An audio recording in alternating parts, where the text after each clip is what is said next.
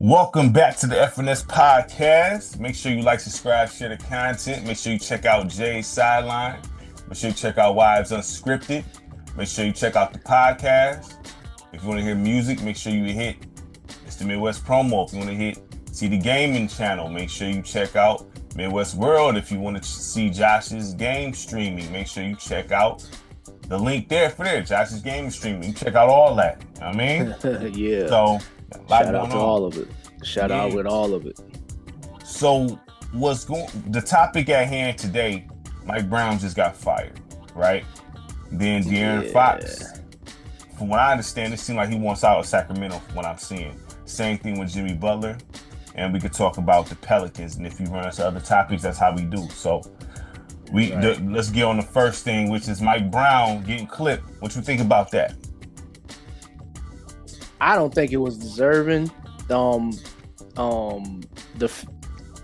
fact that they was a top 4 team in the West, 2 years ago?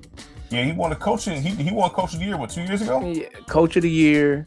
Mm-hmm. And now it's like none of that matters. You know, it kind of feels like how when Dwayne Casey won Coach of the Year and he got fired. Mm-hmm. It kind of feels like that. Yeah, I forgot all about that. Yeah, a little bit. I mean, Raptors.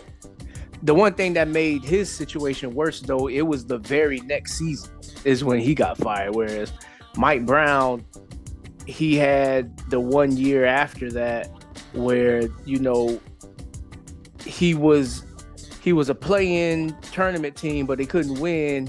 Mm-hmm. And I personally feel like it was partially due to a lot of his players getting banged up. Like key players. Like that was against the Warriors, right? Yeah, they was without Malik Monk. They was without Kevin Huerter, who, given these players in themselves, if you just measure them on their own, they not the coldest players in the world, but to that team in that system, they mean something. And you need those kind of guys. Right. So for them to not have those guys, it meant something because it essentially made the weight heavier to carry for guys like DeAaron Fox and Domantas Sabonis. Right. And the other young player, the shooter. Right. It just made their responsibilities that much heavier. So I mean, not that they not capable of doing it, but you know, there's growing pains that happens when you become great players. You learn certain lessons and things of that nature. But yeah, I think this was jumping the gun a little bit. I do have thoughts of what if this was Vlade trying to look out for Doug Christie to get him a job. To be honest, I forgot he was even on the coaching staff. Or was he on the coaching staff? He had to be on something. He had to be on something. But, yeah, like, you know, but it's just one of those things where it's like, okay, you know, y'all was teammates, you know, you making sure you looking out for your mans. It's kind of like rubbing off something like that, you know, and I'm not feeling it. You know, it's one of those things where it's like, you know, looking out for your partner, you know, there needs to be boundaries to that. Yeah. You know, and I'm not saying that this is what he's doing. I'm just saying like this, there needs to be boundaries to that, because when you got another coach that's out here, you know, and he's somewhat shown that he's capable of at least keeping this team in the conversation. Probably not win the championship, but he's at least shown that he's capable of getting his team in the conversation. Right. you don't step on somebody like that for somebody that would be brand new to everything. Listen, from what I agree with you. I mean, I think this is out of pocket. Now, when we was talking off cam, right? I didn't think about that. That didn't even cross my mind. You brought that up to me. Right. Because I seen that Doug Christie got the intern, they call him the intern head coach. And I'm like, okay, it didn't cross my mind that they, played for the Kings together and all that, and that's his man. I didn't think about that, but that's kind of stupid to do that though. Because this is the same thing. Now, I don't know how much coaching experience Doug Christie have. I would assume he's not as good as Mike Brown though. He can't be. Well, I mean, I'm not saying that he can't be, because you never really know who's who until they get thrown in a situation, and It's like the JJ Redick thing though, because you got to go through. I have never seen Doug Christie be a head coach in the NBA or any of that. So you still got to be able to navigate that. You know what I'm saying? And that, like what we see going on with JJ Redick, nothing is looking any different with LA. He's going through his growing pains. They looking different. This ain't about LA, but I think for that, and this is the only thing I'm gonna say about that, I do believe that JJ Redick has shown me enough to where I'll be like, he's a better coach than what Darvin Ham is. Now, is he getting much different results? No. But once again, this is a team that's not fully healthy, so I'm always, I want to see what the team looks like when they fully healthy, because I seen what they look like fully healthy with him, and they don't look convincing. It looks like a whole LeBron reliant team, whereas we had a batch of games where LeBron sat out, where the Lakers looked more like a team. Now, whether or not they get the results, that could be because they don't have the right roster, maybe. I don't know. But this ain't about JJ Redick. Staying on Mike Brown. Am I the biggest Mike Brown fan? No. Do I think that he can coach? To a degree, yes. Do I put him up there with coaches? I wouldn't say all of that, but dirt is dirt. This isn't fair to him. This isn't fair to him, and to think that this happened with a franchise like the Sacramento Kings, I'm sitting here scratching my head like, y'all don't have no rights or any kind of boundaries to pull some mess like this. If anything, y'all need to be patient. And does anybody have any rights or boundaries to do stuff like this? Honestly. Well, the only reason why I said that is because this is a move that I would expect to come from a team that's normal championship contenders. That's where I would expect a move like this to come from. Not from a team that's really hasn't been a championship contender except for maybe one spat of time in their existence. Yeah. Like to me, this ain't adding up for them to pull this kind of mess with somebody that has gotten you to be a top 4 team, but just hasn't been able to win. But it's part of a young roster growing up. I see this kind of move happening with a team that was expecting to be championship contenders, and things is just completely falling out. Like not just the results on the floor, but the behind the scenes, the in the office when you walking through the hallway and you see this dude and stuff like that. That's where I expect something like this to be. It's probably got to be something going on behind the scenes for for them to just want to just jump the gun like this. Like, yeah, I mean, I don't know. I don't know. I was confused by that. I mean, because a bad stretch is a bad stretch. We've seen great. See, this is the thing, right? You give great coaches rope to have bad stretches. They have some. We just seen great coaches have bad stretches. They just let them cook. Let them just figure it out. I think Mike Brown has shown enough in Sacramento that they was doing their thing. You know what I'm saying? That he did not deserve to be fired off a bad stretch.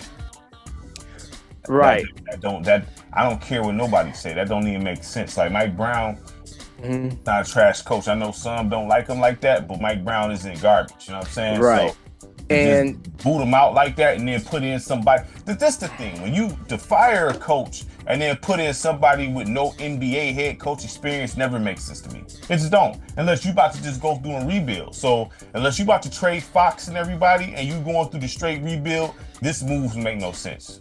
Yeah. And looking at their spot, it's not like they it's not like they so far out of range to where they can't flip this thing around and get things flowing and get right back into this conversation. Yeah. Because they 13 and 18.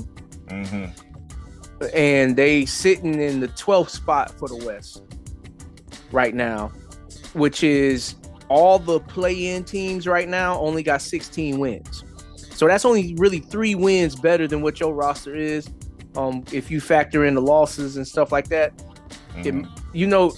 it just really takes you going on a stretch of winning 5 games straight. Yeah. I was just about to say that. I'm looking at the standings. The Warriors on the 3-game losing streak. All right. The Kings on a 5-game losing streak. You know what I'm saying?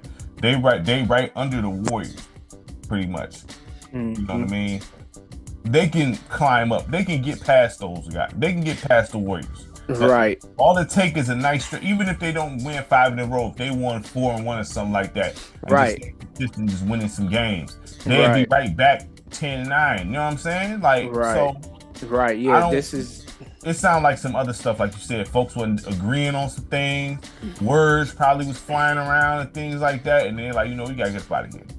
You know what I'm saying? I don't know. It just don't add up because this to me, like, I don't know, man. I don't know. Yeah, that's how it's ringing to me. Like there's something in the background that is there's something else to this story. Like is this another Ime Udoka type situation, just not as severe? You be going to that every time. I'm just saying that because it's a real thing, and according to what Stephen A said, this happens all the time. It just never comes out. Oh yeah, listen, it's probably something because the results. Listen, the performance don't add up. The performance would at least be like, we got to have the conversation. What's going on? Do we need to make a move? Right. What's going on? Is there issues that we need to talk about? Because you should always listen in any type of situation. You should always have evaluation progress reports or whatever the case is. Right. So if I'm a GM and I see my team struggling, losing 5 games, even 3 in a row. If I see there's issues, I'm gonna just talk to the coach. Like, okay, what's going on? What I need to know. Is there things going on in the locker room? If folks not listening to you, or what's up? Right. Let's find a way to fix this. I'm not about to just jump the gun and fire you off a bad stretch after you just got the coach of the year. You've shown success. The Kings have been playing well. They just having a bad stretch. You know what I'm saying? No big. I mean, I'm not gonna say no big deal, but no big deal. You know what I'm saying? Like, right. And it's not like you don't have the pieces, right, that can right this ship really quick. Now, if anything, if you point to any of the pieces and be like, okay, maybe that's where we messed up at, I'm always going to look straight at DeMar DeRozan right now. and the reason why I'm saying that is because of this. You was a top 4 seed team before he got there. You had something going really well between DeAaron Fox, Domantas Sabonis, and Keegan Murray. Yeah, those 3 guys, those was your 3 guys. Yeah. And then you had the right role player with Malik Monk, and then you had Kevin Huerter over there. You had the right guys that was going to develop and come into this. But then when you bring in a guy like DeMar DeRozan, that interrupts the three. That interrupts the three with what you had going on here. Because DeRozan is a guy that needs the ball in his hands to be effective. Right. So if DeRozan has the ball in his hands to be effective, that means you taking it out of Sabonis' hands a little bit. You taking it out of DeAaron Fox hands a little bit. And with Keegan Murray being the shooter, he's going to get a little bit less shot opportunities at this. So essentially, he drops down the ladder.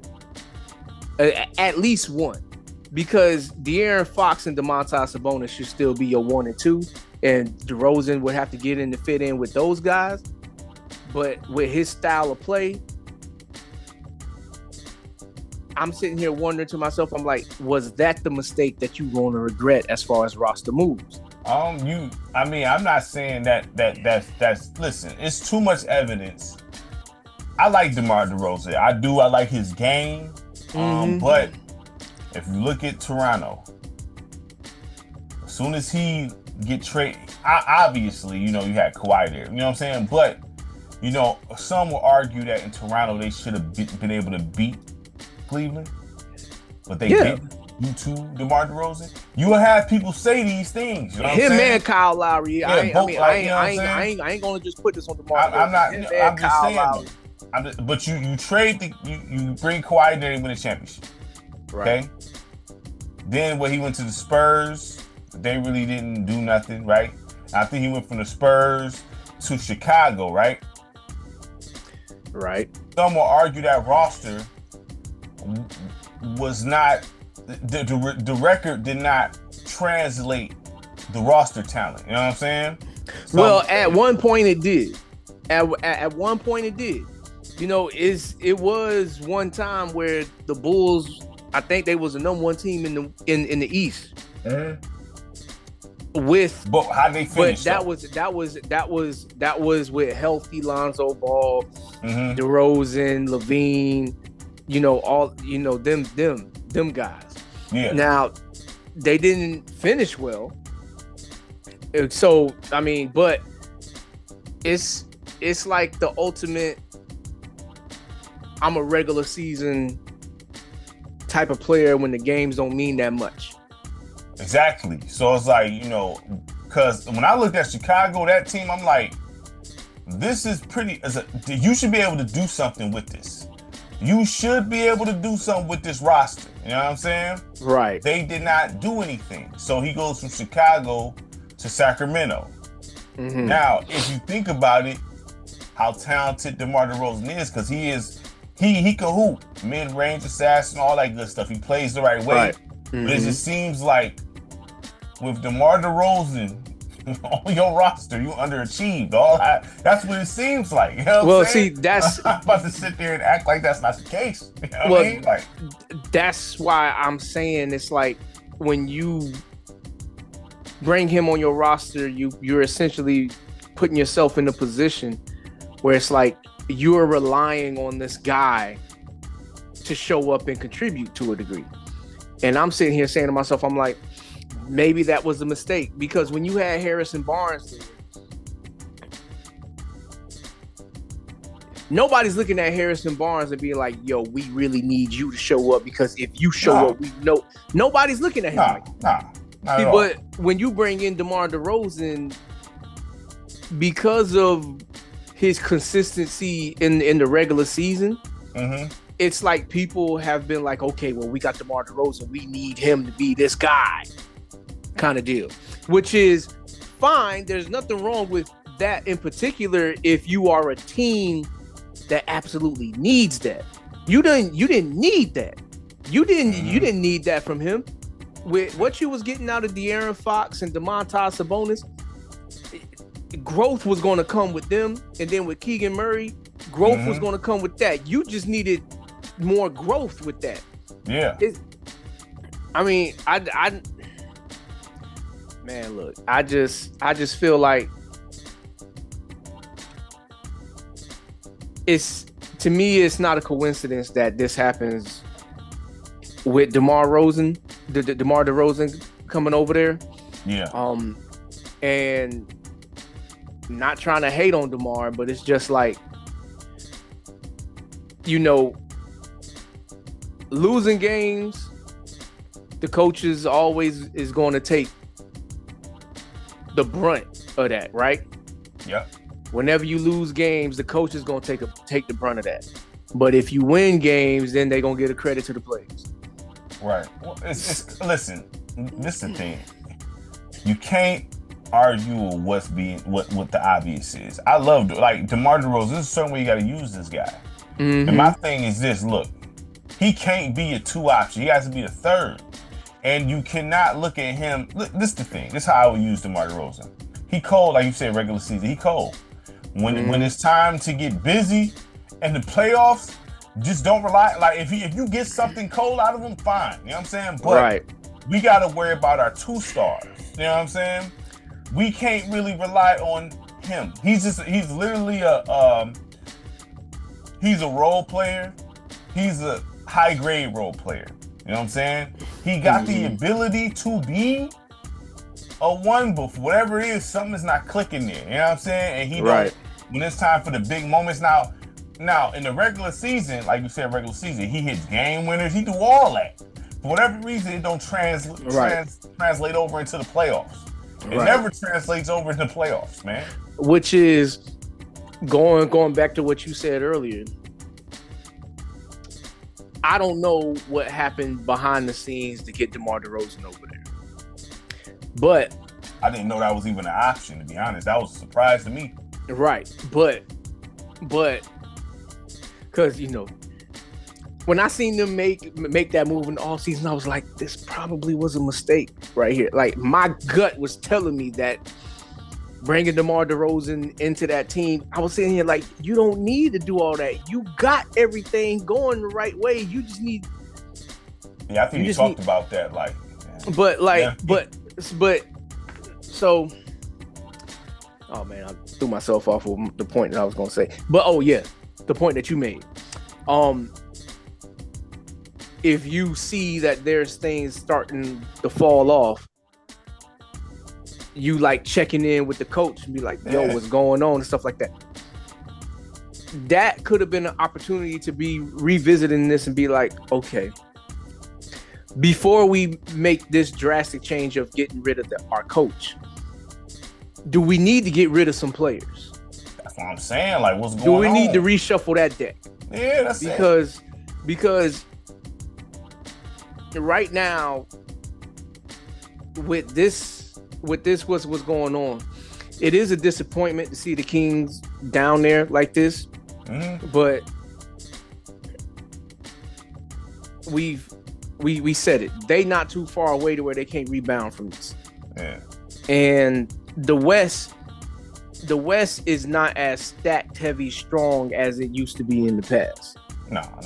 Like, it's not even All-Star break yet. That's why I'm like, what's the problem?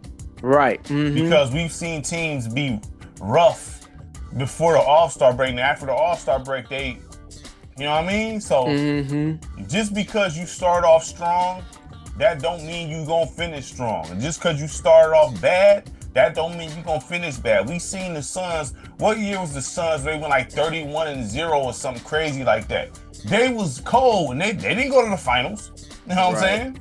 Right. So that don't mean I don't. Like, end of the day, Mike Brown did deserve to be fired, and there's some other funny style stuff behind the scenes. Of course. And what you said makes sense. Honestly, it makes more sense than I could think of because, okay, Doug Christie, of all people, Doug Christie. Who's the coaches out there on the market? And you bring in Doug Christie. Who's the coaches out there that's available outside of Mark Jackson? We all know Mark Jackson's available, but outside of that, who's available to coach? You know what I mean? The NBA, like in the NBA, outside of a Doug Christie. I mean, Patrick Ewing been looking for jobs. You know what I'm saying? Looking for an NBA shot. You know what I mean? You got a few dudes out there that's more qualified, I would say, to be a head coach than Doug Christie and coach a team like that at least. That team, you know what I'm saying? Now, if we talking about a team that's in the rebuilding stage, I never have a problem with a coach that have no head coach experience having to rebuild, coaching a rebuilding situation. No issue at all. You know what I'm saying? That's fine. Right. But when you have a team like this, that's pretty much all it takes is a couple tweaks and they contending. You know what I'm saying? Why are you bringing a head coach in with no head coach experience in the NBA? It don't even add up and make sense.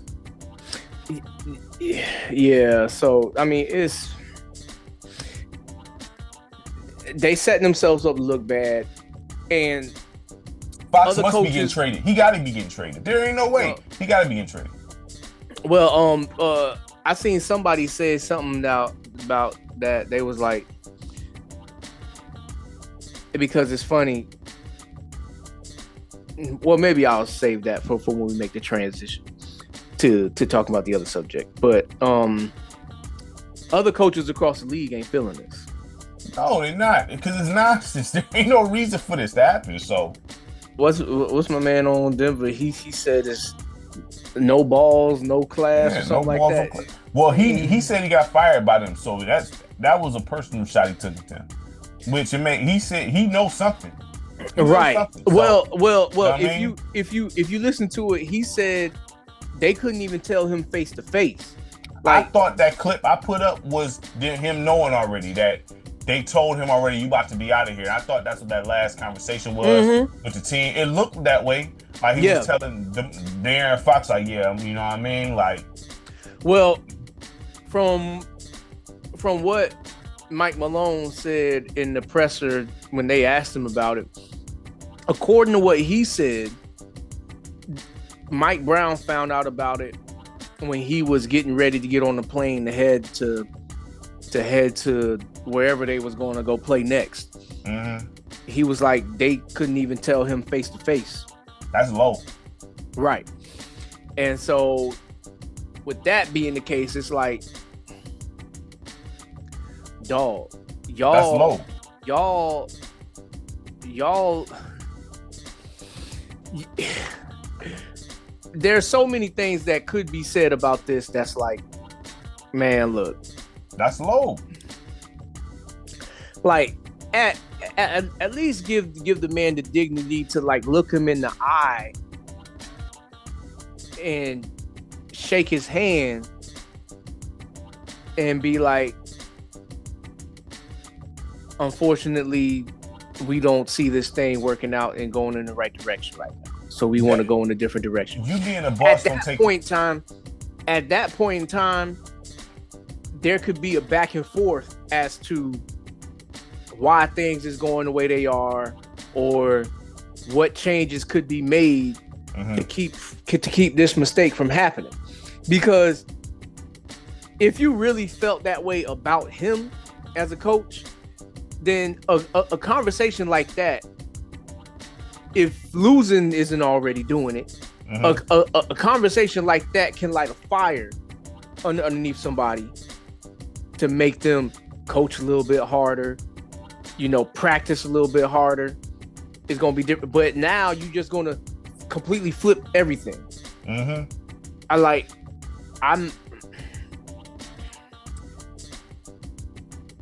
Now it's going to be hard to like root for the Kings because something shady's going down behind the scenes or something like that.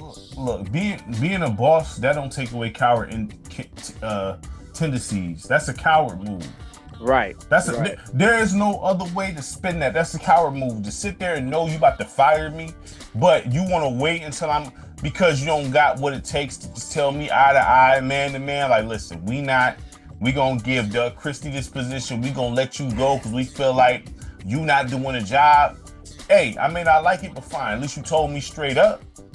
Right. You know what I'm saying? Right. But like Mike Malone said, he said he got fired by those same people. That's exactly what he said. So obviously, I don't remember him coaching the Kings. He probably was like an assistant on the staff or something like that. Okay. But he knows that working with them is not exactly pleasant. Right. And there's he some knows BS behind the scenes. So I'm going to just take his word for it. He knows. He right. knows. You know what I'm saying? Right. And no other coach is feeling this. So Mike Brown didn't deserve that. But, Mike Brown, yeah, he may not be the perfect coach, but it's not like he just be unsuccessful with it either. Like, yeah, right. He's not the worst coach on the, like, you get success comes with him to a certain degree. He's been to the finals. Know what I'm saying? All that. I mean, he goes far. Like, it's not like there's worse coaches out here. You know what I'm saying? Like, right, yeah. So I mean, yeah, he didn't deserve to be treated that way. It's just that's just that simple. There ain't really much else to say except he didn't deserve to be treated that way. And it seems like, and we can transition over to the trade talk. It seems like DeAaron Fox is he has to be getting moved. Well, somebody said something about that, which is what I was holding off on, because they was like, okay, with all of this Jimmy Butler talk, they was like, I can see DeAaron Fox getting traded to Miami now. So that's not a good situation for Fox.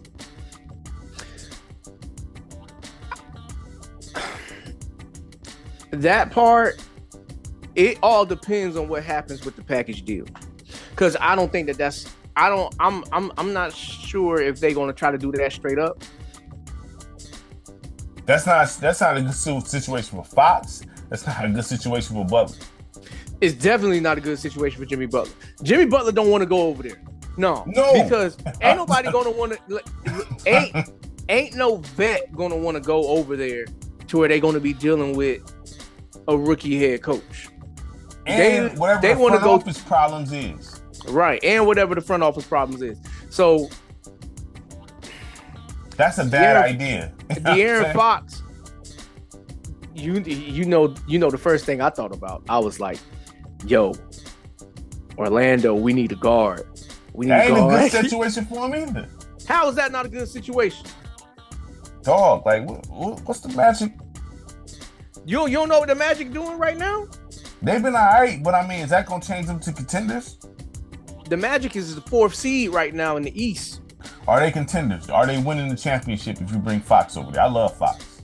If you can bring Fox over there without getting rid of Franz Wagner and Paolo, that's no way that's gonna happen, dog. Franz Wagner is out of there. That's what I'm saying. Like, if if the Magic could be some fools to do that. If you get rid of, because you said you would get rid of Franz Wagner.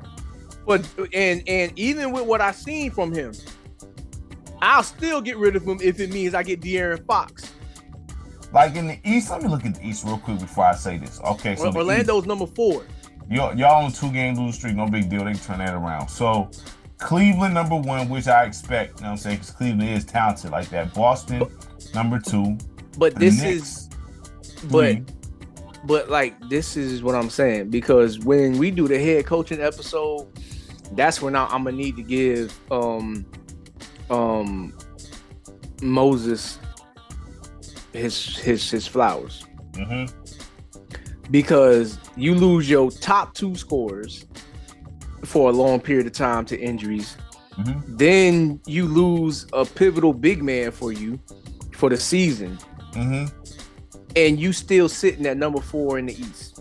I'm not mad at that. Salute to Orlando. I'm not mad at that. Right. Like, but what I'm saying is the same problems with Orlando still exist. We need a guard. We need outside shooting. What you need, point guard or a 2 guard? Point guard? Any guard. Because De'Aaron Fox plays like a 2 guard. Right. This is true. But any guard will help. Or any consistent guard. Because we do got guards that's capable of doing good, but they just not consistent. Like Cole Anthony. Cole Anthony is capable of being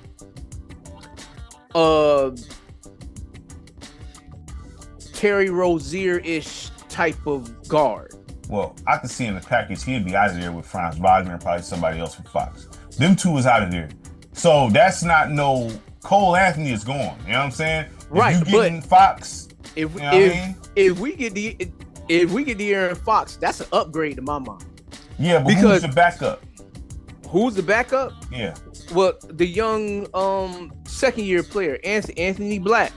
Okay. The 6'8" point guard. That. Yeah. The 6'8" point guard, which is, I looked at him the other night. He's getting better. Well, you don't just get rid of a guy that size. And he's just not ready yet to be that guy. But he's keep a guy like that around. Because once he figures it out, that's a problem. You know what I'm saying? Right. So you patient with something like that. You know what I mean? But the Magic. I mean, if they got Fox, they will have to get rid of. Listen, at the end of the day, you have to give up something to get something. So, and in that case, it could just be a bunch of draft picks for Fox. We've seen organizations do worse. Then that means Sabonis got to get traded. Dog, you cannot just get Yes, of course. No. I mean, look, if you fire the head coach, according to them, the sky is falling. So, if you're gonna get rid of him, I mean, listen, dog, if you sit there and do something like that, you just give up Fox for all draft picks. That means Sabonis, hey, get me up out of here, fam. Like, you know what I'm saying? I got to go.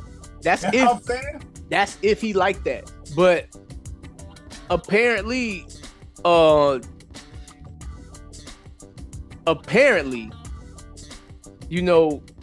Fox, if he requesting a trade, because he's been with the Kings for a long time. Yeah. He's been with the Kings, and the Kings have done dumb things in the past. Yeah. And I'm not, picking on this move in particular because you got some bonus out of the deal. But when you had Tyrese Halliburton right there, a real point guard, and you have the perfect pairing with him and DeAaron Fox, it's like, I can't necessarily say it was a dumb trade because you got some bonus out there. Yeah. But was it the best trade? No. No. Now that I know what Tyrese Halliburton done, I'm taking Tyrese Halliburton over Sabonis. No, I'm serious. Right. I am. I'm not kidding. You know what I'm saying? That backcourt would have been cold. Them two back there. Yeah. You know what I'm saying? Yeah. I mean, like, that backcourt would have been cold back there. You know what I'm saying? Right, because both of them got some good size for their position. Yeah, well, Tyrese, he plays the point better. So you put Tyrese at the one. Now DeAaron Fox can just go off. Mm-hmm. I mean, which is what he does about anyway. Getting folks, but he has no obligation to get folks involved. Here, take it. Do what you do. You know what I'm saying? He doesn't do that anyway. Yeah, but even at the two though. With the offense that Mike Brown was running, Sabonis was the one that was getting everybody involved. Right, but it's more optimal to have your point guard, or if you have a guy like the better ball handler should be the one that's getting everybody involved, or just a guy like you only have. It's very few like LeBron type of guys that play the three that can do that. I'm cool with the point guard and the small forward running offense. I'm not exactly cool with the power forward running offense or the center.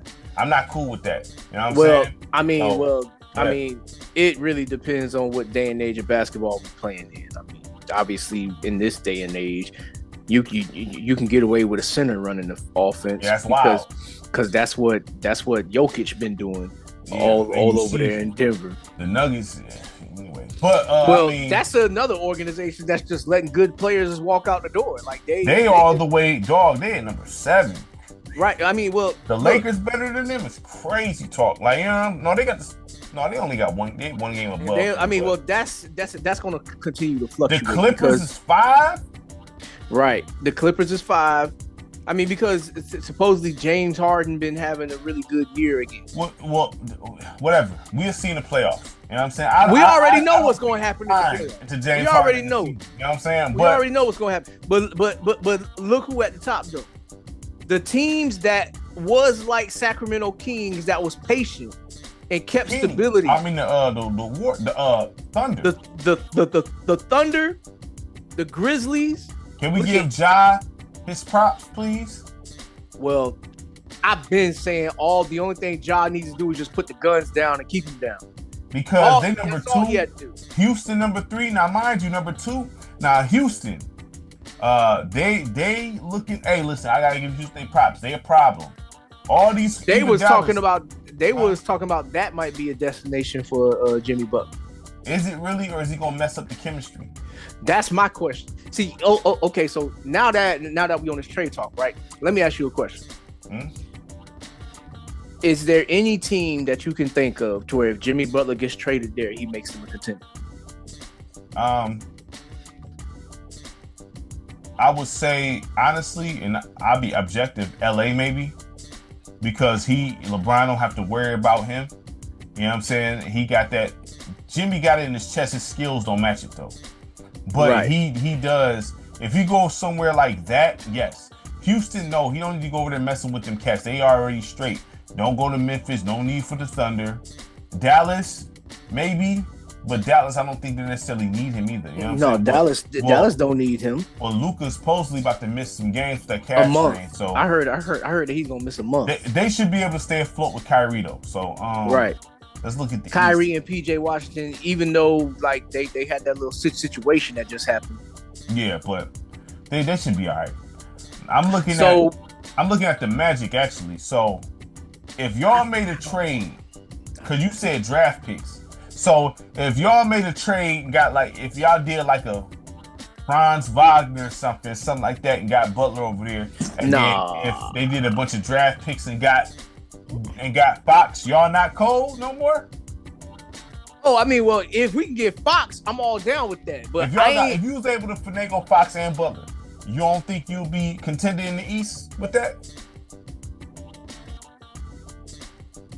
I think we can contend in the East, but I think it's wishful thinking to think that we can get both of them dudes without like, you know, like, so like first and foremost, whoever we get needs to complement Paolo. That should be the priority number one. Paolo can play the 4 though. He can, but I don't want him to. I want him to stay at the 3. Because if you have Fox, I do get it that in this era of basketball, 3s can play the 4. If Paolo played like he's supposed to down low, he wouldn't have no issues with these soft dudes down low. He would have no problem at all at the 4. At all. What about Detroit? I'll always be trading K for Fox. No, I've been doing that forever. I'm talking. I mean, let's stay on Jimmy Butler for now. Oh, okay. But Detroit, first of all, is he gonna act like? Well, I'm happy with Detroit where they're at right now because I felt like JB Bickerstaff wanted to coach them, and due to the fact they're number 9, they're in the play-in section, tells me with the same roster, you know what I'm saying, pretty much, they number 9 from being the last, just with some good coaching. You know what I'm saying? Well, somebody was out there trying to be funny. They was like, "Yeah, this is the Tobias Harris effect." No, that's not. It's the JD Bickerstaff actually coaching the effect. Tobias Harris, no. And Cade actually playing pretty good. Cade is actually doing what he's supposed to do now. So yeah, Cade is actually like doing some stuff right there. Playing, the way that he was dueling with Bron, you know, because they 2-0 against the Lakers. They finished them. They swept them, I guess. But I don't. I don't look at the Lakers as big problems. But salute though. The thing is, Butler with Detroit, he got the attitude of a Piston, but we need. I'm not saying I wouldn't mind having him. I would prefer to have a Draymond Green because he's from Michigan, and I think he'll wear that Detroit jersey with pride. Personally, you know what I'm saying? Well, I'm just looking at it because I can see some improvement to the roster there with him. My only question is, would Jimmy Butler coming over there to Detroit, would that mess up with what Cade got going? How? Well, because Jimmy Butler needs the ball to be effective. Cade can find him. Look, play off the ball. Well, look, Jimmy is not the shooter to where he gonna have the space that he want to. Because here's the thing: Jimmy Butler, what he wants to do, he wants to try to get you into the post and pump fake you, and then get to the free throw line. That's what he wants to do. That's what he wants to do. Now, is that something that the Pistons can incorporate into their offense? I'm sure they can, because but do you got enough vets on the team to where you need to do that? Listen, see, I would take Jimmy Butler over Tobias Harris any day of the week here. You know what I'm saying? Well, I don't know. Would too. You know what I mean? So I would too. Butler, I think he'll be fine because especially in clutch moments, I'm not gonna act like Butler don't get down when the game is tight. Right. Fine. Give him the ball. Like, you know what I'm saying? Butler, I like Butler. He's good. He didn't go to the finals twice for no reason. You know what I'm saying? Right. Butler can ball. Like, I would like him there. But the thing is, you know, you would have to get rid of Tobias Harris. I have no problem doing that. Get rid of him. You know what I'm saying? But he would have to play off the ball. He had to play off the ball because K to find him in the spots. Because honestly, Jimmy Butler's bread and butter is around the elbow area, mid-range area. He can shoot the three sometimes. But wouldn't you rather have a better shooter playing off the ball? Yeah, but he not scared. You can have a good shooter, but if you scared down the stretch, it don't matter. Because, okay, so here's the other question. What would the Pistons have to give up to get a Jimmy Butler? I mean, I already know it's going to be like Jaden Ivey. Ivy been playing all right. You know but Ivy's got to get out the door. If I'm Miami probably trying to rebuild, dog. Right, but like Miami already got like two young players that they can, and they got Jamie Jaquez, they got Jovic over there that they want to probably do something with. Who knows what they do with Tyler Hero and Bam Adebayo? I'm looking. Right? Let me see. Off the top, I'm thinking Tobias Harris, but they signed him, so it's probably not the case. They're probably not going to take a Sir Thompson. That don't mean nothing. That don't mean nothing. I'm just thinking off the top. You know what I'm saying? Like I would. That's the first move. Like package him in a deal. You know it might be a Jaden Ivey, a Sir Thompson, and maybe they might not take a Sir Thompson due to that condition. Well, it all depends on what they know in the background. But it might be like a Ron Holland type of addition, even though he hasn't been playing bad. He been all right, actually. You know what I'm saying? Right. Like, so I would not want to give up none of my actual young dudes. I wouldn't want to do that. I feel like that's what Miami's going to want, though. Like, I would not want to do that. Like, you know what I'm saying? But I get it. You know what I'm saying? But for Jimmy Butler, when he's 35, how old's Jimmy Butler? He's somewhere up there. You know what I'm saying? So hold on, it's not like he got mad real quick right now. It's not like he got mad years left. So it's not. If Jimmy Butler at this point in his career is contending, he's 35. He got to be going to a contender or something. You know what I'm saying? Right. So that's why I asked, what team do you think he can go to where he can make them a legit contender? Detroit would be, like I said, they would not be. In certain Jimmy Butler, he bring that dog. Like JB Bickerstaff's a good coach. You got Butler there. If you was to be able to pull that Butler. I got two teams in the East that I can think of that if Jimmy Butler goes there, he can really make them like take the next step. Ooh. The first team, Milwaukee. If they can somehow pair him without losing Dame and Giannis. Yeah, well, Dame wanted to go there to play with Butler, I think. So right. So that's the first team I can think of. The second team I can think of is Indiana. Let's see who they will have to give up. So you probably have to give up Benedict Martin. You have to give up Benedict. You know what I'm saying? You may have to give up Obi Toppin. I'll do that. I would do that. I'm looking. I wouldn't give up Pascal. No. The whole point is to make them a championship contender. So you want to keep your two best players and pair Jimmy Butler with them. It would have to be Obi Toppin in that because I'm looking at this team is like Obi Toppin has to be in it. Benedict Martin probably. Them two. Possibly. Starting with that conversation with them two. That's the conversation. I'm looking down here. I'm not seeing anybody else that ring. Miles Turner maybe. But I wouldn't necessarily want to do that either. You know what I'm saying? No. Because you're taking away your paint presence. with a franchise like Miami, a draft pick would probably mean a lot to them because they scouting department is cold like that. For them to take all them undrafted players like how they did before and go to the finals with them, you give them the actual draft picks where they can choose. I would think that they would go for something like that. But Benedict, we're talking about Benedict Martin and Obi Toppin with a draft pick. Yeah. Because I think I like Benedict, you know what I'm saying? Then Obi Toppin, I mean, he give you some athleticism and all that, you know what I'm saying? Right. He's a poor man's version of Amari Stoudemire. And I mean poor man's version, but I'm just saying, like, you know. Obi Toppin. I mean, partially, he don't got the post game right now. He's That's why I said that. But I'm just saying he got some athleticism. I mean, listen, you bring in an Obi Toppin and Benedict Martin. I like Benedict. I think he's all right. You know what I'm saying? Miami can kind of stay where they at if they do that. Yeah, so if you trade him, and then who's the other team? I said Milwaukee. Milwaukee, let me look over there. Now, Milwaukee, I don't know. Let me see Milwaukee. You're not trading Dame.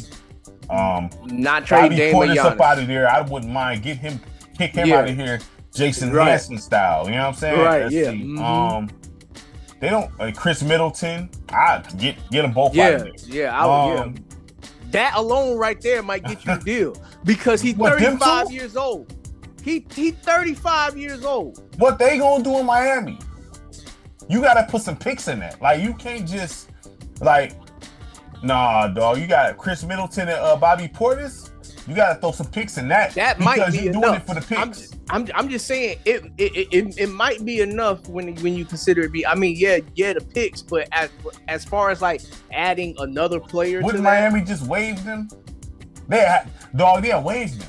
Miami will ride with them for the rest of the season, and then they'll make their decision because it's all about the picks. At least I would think so. I mean, because I'm looking at this and I'm like, Cleveland is doing really well. They don't want to disrupt what they got going on unless Cleveland sees an issue in the playoffs with their size. Dog, no, they don't want to mess that up. They only lost 4 times, dog. I know that I said what I said, but Cleveland, But do you believe that they can beat Boston in a 7-game series? It really depends, honestly. Because it really depends on if you had a gun to your head. If you had a gun to your head and you made a choice, do you believe that they can beat? No, due to size, no. Gun to my head, no. Due to the size. Right. So when you look at a team like Cleveland, is this a situation where you could be like, let me slide off of Darius Garland? Yeah, I'm about to say you might be able to get rid of Darius Garland. Get rid of Garland. And probably Karis LeVert, maybe. I mean, it can't be players that's precious to the playing time. You can't get rid of Mobley, dog. No, we ain't doing that. Mobley, Max Strus, no, Mobley, I'm not getting rid of Strus. Mobley, Jared Allen, like all the other starters is untouchable outside of Darius Garland. Tristan Thompson still there. Do he get clocked? I mean, well, he's super old. He probably there for like vet stuff. Imani Bates, he in the G League, so he ain't got him on the roster. If I'm Miami, give me Imani Bates and give me Darius Garland. And I'll let you have Jimmy Butler. You might win another championship with this. Yeah, I'm saying, like, let me get Imani Bates and start him. We start Bates. You know what I'm saying? We going you know what I mean? Like, because Bates, as a Michigan dude, this is annoying. You know what I'm saying? I don't see. I mean, now in the West, the only team that I can think of that he can go there and probably make them a championship contender is probably Denver. The Nuggets, let me look at that. I mean, the Nuggets, they lost a lot of pieces, fam. Right, but what I'm saying is, like, with what they do have and what would they? I mean, like, Jamal. What would they give up? Because I'm looking over here. I mean, would you give up Aaron Gordon for him? I mean, that depends. He plays good in Denver. That's what I was about to say. It depends on how they view Aaron Gordon. Because Aaron Gordon, he's good in Denver. They tend to use him correctly. You know what I'm saying? So, right, but Aaron Gordon, he looks good when he's not heavily relied upon. I'm saying, use him. Right. You know what I mean? Like, right. He can't listen. He plays in the paint better than Gordon. I mean, not Gordon, but Butler. I mean, he should though. You know what I'm saying? I'm not saying that's like cookies and nothing, but I'm just saying like he plays better than down low. He plays better than Jimmy Butler. But Butler isn't bad down low either. He got that little fade and all that. He can, like you said, pump fakes. He can make you bite and all that. But you would have to. I'm thinking like. I'm not saying I could see Miami like give me Jamal Murray for him. Right. I could see that being the question. Would you do it?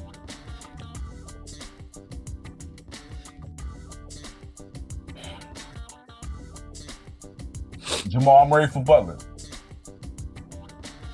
Who they point guards over here? They only show guards, man. They don't really got no good. They guards. really only got Russell Westbrook over there. You know what I'm saying? He not a point guard in real life. Right. Personally, I wouldn't want to do that just because when Jamal Murray is healthy,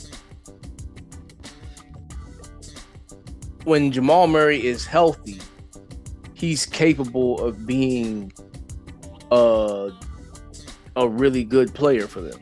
Okay, how about like, Porter Jr.? That's the name that I was thinking about. And I was like, I'll probably give up Porter Jr. I would probably give up Porter Jr. for Jimmy Butler. The only thing that hangs me up from doing that is where else is the outside shooting coming from for Denver? We're not acting like Porter's some sort of assassin here. No, he ain't no sniper or anything like that, but that's one of his skill sets. He got that jump shot. Like, he be getting in the air. Butler can shoot just as good as him, dog. Honestly. That's going a little bit too far for me right there. Dog, Butler's shown that he can shoot when he hot. Porter is not. I'm not scared of Porter like that, dog. I'm not. You're not looking at Porter like, oh, this dude is got me shaking in my boots. Neither is Butler either. But Butler in the clutch shown. You know what I'm saying? That he can do a little something. Porter, I mean, he can get hot. Both of them can get hot. You know what I'm saying? But neither one of them is scaring me to death either. I'm more so scared of Butler in the clutch than him.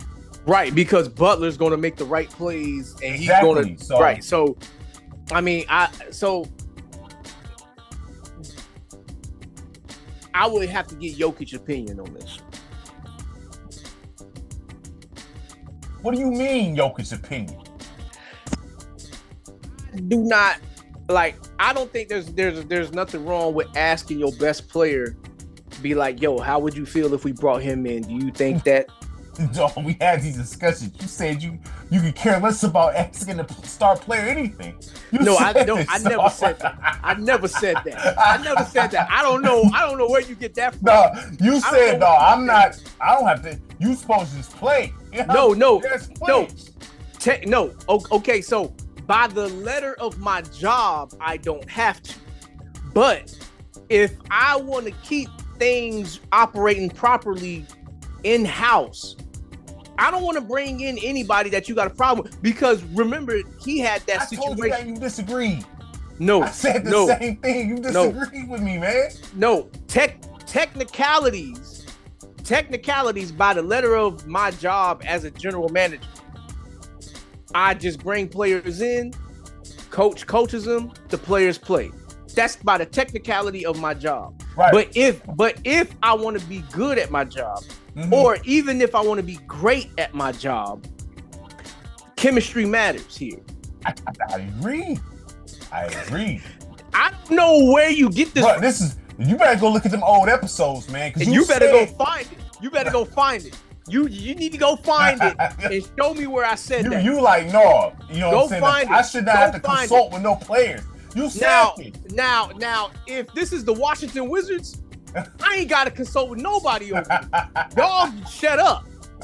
If this is the Charlotte Hornets, I ain't got to consult with nobody over there. I ain't got to consult with nobody over there. Because y'all show that y'all lose for a living. Listen, I agree 100% with you. Especially a guy like Jokic.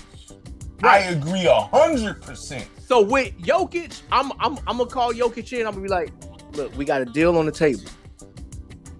we can get Jimmy Butler, but we have to give up these guys. How do you feel about that? Damn, I gotta find the footage. Listen, you gotta find it. I will find the footage. I gotta look. Because Josh argued with me about this. Like, I don't want to. No. Why would you? You know what I'm saying? Consult the players. Like, you. No. You know what I'm saying? No. I gotta find it. I will put it in short. Nah, forget all that. Nah. Listen, y'all. Nah, I'm not crazy. Matt is a little bit delusional. Nah, I ain't never. He. Nah. I don't know what he drank over there because I wasn't over there making the drinks. Nah. So I don't know what he got all up in his system right now. You know, but y'all heard it. Y'all heard him. Y'all heard him saying if he in the office, I'm not right now. Players. No, that's only for certain. Every situation is different. I don't know where he's getting this from. I don't know, but apparently he said there's footage of it. I want to hear the footage, and I want to find the short. I want to hear. I want to hear it. Through and look. Yeah, y'all go ahead. Comb through it. He might not. I mean, there's a strong chance that he's gonna be putting up nothing because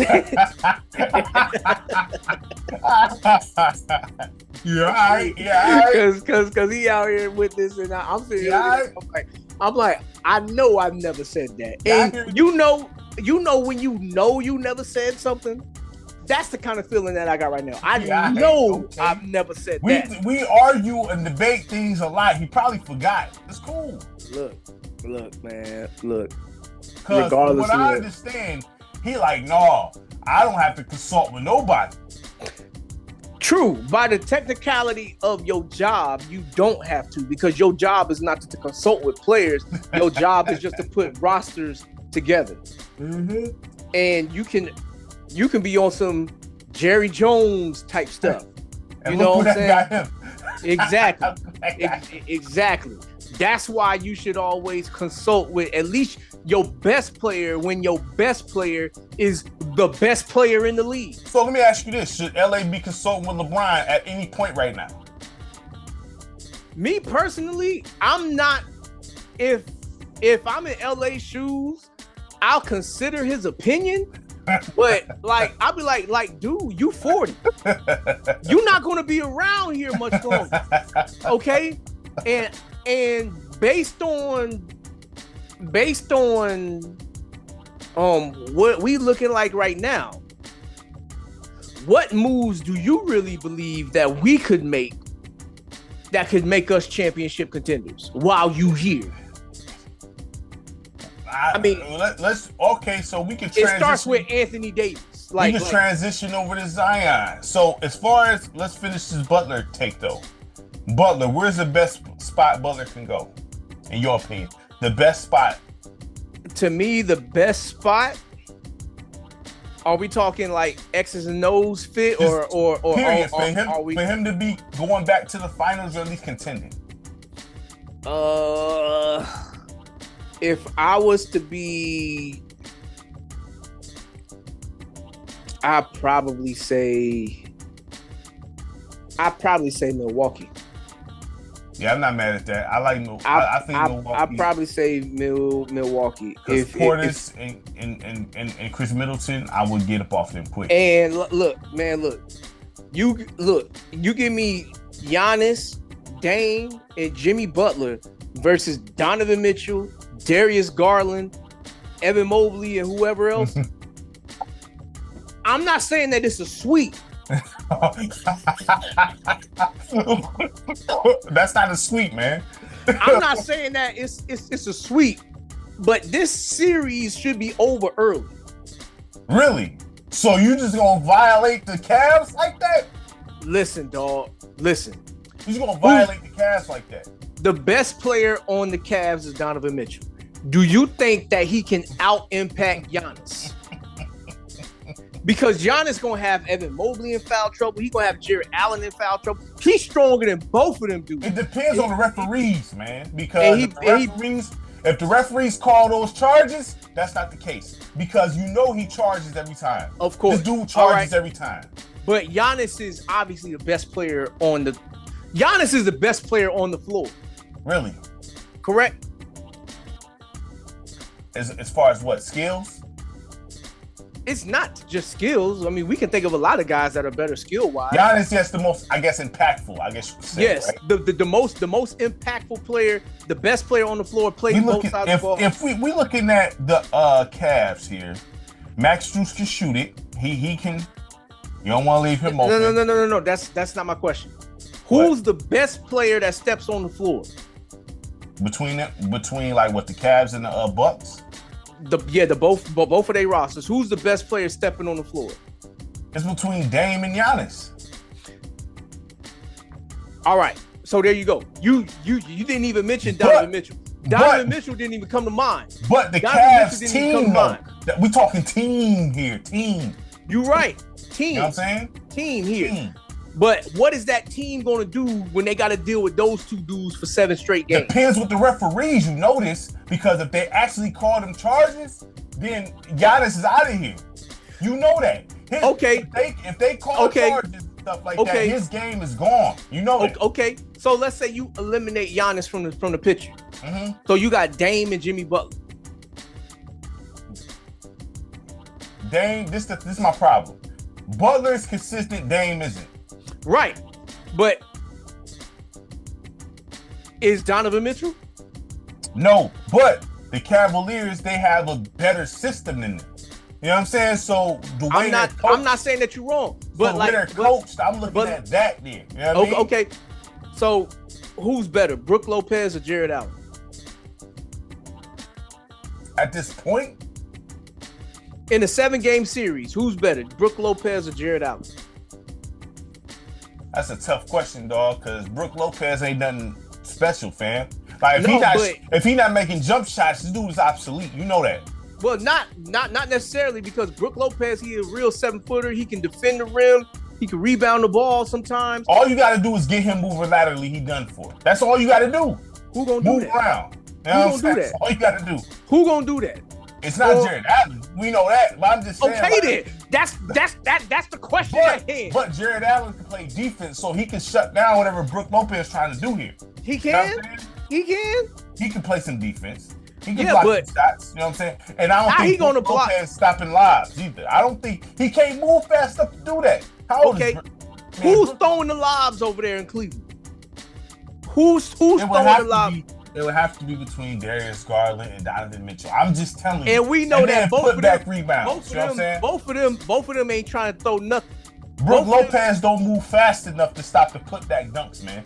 I'm just saying. Giannis alone can do that. We debating about two dudes that's really not even like that cold. You know what I'm saying? Like as far as Brook Lopez, that's fine. Like, he's existed. He's still in the league because he's 7 foot. You know what I'm saying? Like right. And then Jared Allen, I mean, he can get some rebounds, block shots, and he pretty much do dirty work type stuff. I'm not looking at Jared Allen to take it down low, put it on the floor, and spin and nothing like that. But I mean, look here, man. I'm just saying, like, as far as like the Bucks. So let me ask you this question. Who? What's up? If they was to pull this move off to where they can keep them 3 together. Who? The Bucks? Yeah, the Bucks. Keep what 3 together? Giannis, Dame, and Jimmy. They gotta make the move. Yeah, but this is all hypotheticals. Yeah. All right. If they can make that move, who you got in the series, Milwaukee or Cleveland? I mean, common sense. Honestly, I'm gonna have to roll with Milwaukee. That's all I'm saying right here. I would have to roll with them just due to the fact that Dame. So we talking. Listen, they should win. They should win. But if the rest of referees if they want to be technical and be funny about things and actually call stuff on Giannis, because we've seen games where referees are, you finna call stuff on this dude. You know what I'm saying? And then now Giannis is not effective in the game no more because he can't get away with his tactics. You know what I'm saying? So if Giannis is able to do what he do, the Bucks should win. But if you eliminate that guy, then we more looking at more of a, I don't know. So look, the whole thing is Giannis. How about the Celtics? You think they could beat the Celtics? The Bucks? I don't know if they could beat the Celtics. Like even if they got Giannis. I mean, not Giannis, but Butler. Jimmy Butler. If they got Jimmy Butler, I mean, even with Jason Tatum and his I want to be dominant today, but I don't want to be dominant tomorrow type stuff. Inconsistent. Like, they play defense, and a healthy Kristaps Porzingis. Like, we already seen he don't need to play the regular season. He just need to be available for the big stuff. Okay, so let me ask you this question. Horford over there too. Let's not disrespect Al Horford. Okay, it's okay. This dude got a ring for just riding, dude. We not doing this. No, he wasn't just riding. We not doing this. He wasn't just riding. Al Horford was chilling. He got a ring, dog. No, he wasn't just chilling. Al Horford. Now listen, Al Horford. Don't nobody credit that to Klay Thompson in his first ring, because he was definitely just chilling. Everybody says that. Right. Everybody says that he didn't do nothing in the finals. So I'm saying, but they always look to Game 6 of the Oklahoma City. Years to Atlanta, fan. His best years is the Hawks. I'm not going to debate you on that, but he had some really good years with Boston. Al Horford is consistent. He still played good at his older age. We not gonna act like if you remove Al Horford, that just stops state finals chances. That don't. No. It doesn't. Now, would you? Then you got Drew Holiday over there. Peyton Pritchard over there is over there being a solid guy. You got Hauser over there. I think he was shooting at the highest 3-point percentage or something like that at one time. So it's like if you Boston and Pat Riley call you like, hey, listen. No. Hey, listen. Listen. No. And Pat Riley call you. I already know what it's about. What is it about? Jimmy Butler. Click. But who though? For who? Yeah, for who? I'm not giving up nobody for Jimmy Butler. Nobody at all. I'm not giving up nobody for Jimmy Butler. Nobody. But he didn't make the Bucks a contender. Why wouldn't the Celtics still be cold with Butler? Because the Celtics already got a version of Jimmy Butler, a better version of Jimmy Butler in Jaylen Brown. All right. They don't need him. Cleveland needs Jimmy Butler. I'm not going to disagree.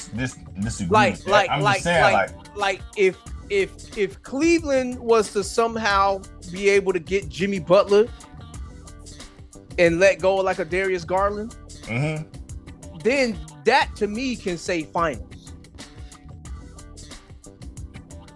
Yeah, Darius Garland can go. I mean, he's going to be a part of any trade package, honestly. You know what I'm saying? Right. Now, being 27-4, like you said, they probably looking at it, man, we got it so good right now. They ain't going to learn their lesson until they get to the playoffs. Yeah, that's once you get to 7-game series, all that means nothing. You know? Right, because honestly, if I'm being honest here, I question if they can beat the Knicks in the 7-game series. No, I agree with that. The Knicks, I'm going to tell you, you don't like Cat. Listen, hold on, wait. We going to get to Zion, but I just want to say this because I told you that trade was terrible from the Wolves. They should not have done that. Bruh. They sitting at number 8. Number 8. They sitting at number 8. New York is number 3. Right. Where they was last year without. Why would you do this? Why would you do this? Look, I thought we said when we talked about this that this was like a move that nobody really got that better. No, I didn't see. I had a feeling last year the Knicks was number 2 seed behind Boston. You know who put them out? Who? The Pacers. Oh yeah. The Pacers put them out. Yeah.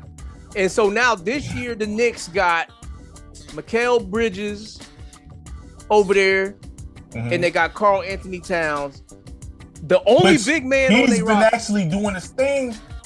He's been doing his thing against teams that ain't. But I'm just saying he's been doing his thing. He didn't hurt them. He did not hurt them. He didn't hurt them. No, well, you ain't gonna see it right now. You're gonna see it in the playoffs when this dude crunch, like fold under pressure. So what about Julius Randle? Because I thought Devinchenko would be. What about? Devinchenko unfortunately for him, he plays the same position that Ant plays. So he's coming off the bench. He's not getting the minutes that he wanted when he was complaining in New York. Man, listen, dog. Like, I mean, the Wolves and Edwards been saying all type of slick stuff. It's like we soft and all this other stuff. You know what I'm like saying? he been saying all type of. It's like right. the Wolves are like if they even get to the playoffs, they out the first round. They gonna get to the playoffs. I think you don't think they get bounced the first? That depends on who the matchup is. Because personally, look, any one of those teams, they out the first round. Let's say if the playoffs started. If they face OKC, they gone. They face Memphis, they gone. They face Houston, they gone. They face Dallas, they gone. Now, if they face the Clippers, we might be in a different discussion. You know what I'm saying? Right. Yeah. So Clippers might be a different discussion. They got worse. I didn't think initially they'd get worse because of Devinchenko, and I thought Devinchenko would play a bigger role here. Well, look, but the same thing that we say about all these teams, like about it being early in the season, we need to let that kind of play out still to itself. Because, I mean, look. I don't know what you think about this Minnesota coach. I don't think highly of him, even though they made it to West Conference Finals last year. Oh no, not last year. They made it to the semifinals. I think you said something about that. I think you said something about it. Like I'm not the biggest fan of this guy as a coach. Now, has he shown that he has he had moments where he's shown that he can be something? Yeah, but like losing Karl Anthony Towns wasn't supposed to hurt them that bad when you had Naz Reid playing the way he was last year. Well, this is the problem. They probably got rid of him because of Naz Reid playing so good. Right. But the thing with Naz Reid, maybe he is just better being a six-man-ish. That's it. You know, sometimes you don't have to upgrade positions. Some people are like a Jason Terry kind of guy. He probably wouldn't be as effective in the starting lineup, or a Jamal Crawford kind of guy. They probably better just being the six man here. You know what I'm saying? Or maybe they need to come to grips with reality and say this guy Rudy Gobert is not doing nothing for us. We said they should trade him before Cat though. Right, you know what I'm saying? Right. I hope he get rid of him before Cat. But like we both was on the panel saying they need to get rid of both of them. Well, yeah, but Gobert first. You know what I'm saying? Like, right. He's the first one got to go. You know what I mean? So, but he's the hardest one to move because he had that contract, that $200 million contract where he's supposed to be eating like 40 whatever a year kind of stuff. So, So, getting rid of Rudy Gobert was supposed to be option number one here when we did the review. Yeah. That was supposed to be the first thing that you do was supposed to be getting rid of Rudy Gobert. That should have been the first thing. Would you waive him and like eat the cap or whatever? Because I think would you buy him out? Well, here's the thing. You got to ask yourself this question. When it comes to Rudy Gobert, would it be addition by subtraction? Yes. So, who's the backup center? You put Naz Reid there for a minute. Well, Naz is actually a forward. Yeah, but you put him there. I guarantee he does better at the center than him. He probably would. So you put him there for a little while until you find somebody else. I'm not saying keep him there permanently. Matter of fact, I'll be on the phone with Washington. Give me Jonas Valanciunas. Oh, easy. And quickly, ASAP. I'll give you Rudy Gobert. ASAP. You see what he was doing to Jokic. Exactly. Let me get Jonas Valanciunas, and you can have Rudy Gobert. You see how he was getting out with Jokic. You know what I'm saying? Yeah. Because Jokic don't. Listen, Valanciunas. If he was part of a championship team, he'd get more props. You know what I'm saying? Valanciunas, he can get down low. He's just not flashy. He's like a guy. You look at a guy like Al Jefferson, right? Al Jefferson, he's not going to. If you put Al Jefferson on a championship team, then you be like, oh, Al Jefferson, nice. But he's not going to move the needle on no bad team. And Valanciunas is not moving the needle on no bad team. But if you throw him on a contending team, you're going to see what he's able to do. because he's going to be consistent. It's just not going to help a losing team win, but it will help a championship team win. You throw Valanciunas over here, they gonna be like, oh, it's kind of like my man. Who was that one big man who played with the Wolves who had those gang ties? Oh, Peklovich? Yeah, Cole. Mm-hmm. Cole. You know what I'm saying? Yeah. But he's not going to help. Peklovich was my dude too. He's not going to help a losing team win. But if you throw him on a championship team, you going, oh, yeah, he all right. You know what I'm saying? Yeah. So, like, Valanciunas, I would definitely be like, yeah, Gobert, get up out of here quickly. ASAP. Yeah, you know what I'm saying? You can go to Washington. And, you know, I mean, if your defense is so cold, they can use you over there. Yeah. Sorry, Joker. But that would have been my first move. That would have been my first move. He would have been up out of there. Who's the other guy? I think he played for the Bulls. Would you trade him for him? Vucevic? Yeah. I mean, any move is an upgrade, so technically I would do it. Vucevic would give them more offense, to be honest with you. Yeah. I mean, both of them would give you more offense. It's just that Vucevic, he's got more outside shooting to his game than what he wouldn't be down there like that anyway. Valanciunas would do the McDaniels and But I mean, well, you want Nas Reed to be down there or Julius Randle but Julius Randle gotta want to be down there. Would you put him on the block, Julius Randle? Because I think you can still trade him by the deadline. Would you make him available? Yeah, I would. I would definitely make him available. I don't know who I could get for him or who would want him. Like,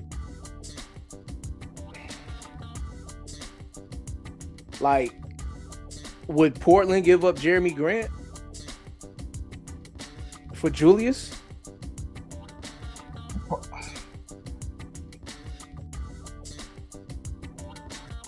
That's a good question because my thoughts is Julius not gonna help us. I'll just cut him. That's a hold on. I'm gonna be right. Let me pause this real quick. I'll be right back. All right, cool. All right. Now, so as far as now run that back by me one more time. What you just said. Would do you think that the Portland Trailblazers would take a trade for Julius Randle for Jeremy Grant? Yeah, okay. It wouldn't help them at all. That sounds like a move to look out for Jeremy Grant and cut Randle. Then just eat that. That's what it sounds like to me. Because honestly, the Portland Trailblazers, they need to get rid of Simons. You know what I'm saying? Simons, if I'm Simons, I'm wanting to trade. Or here's another thing, right? Because Portland got Robert Williams over there. Right. They got him from Boston.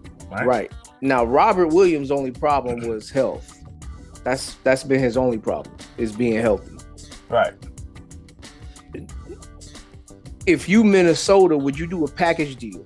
Yep, that's a great trade for Minnesota. Rudy Gobert and Julius Randle, Jeremy Grant and Robert Williams.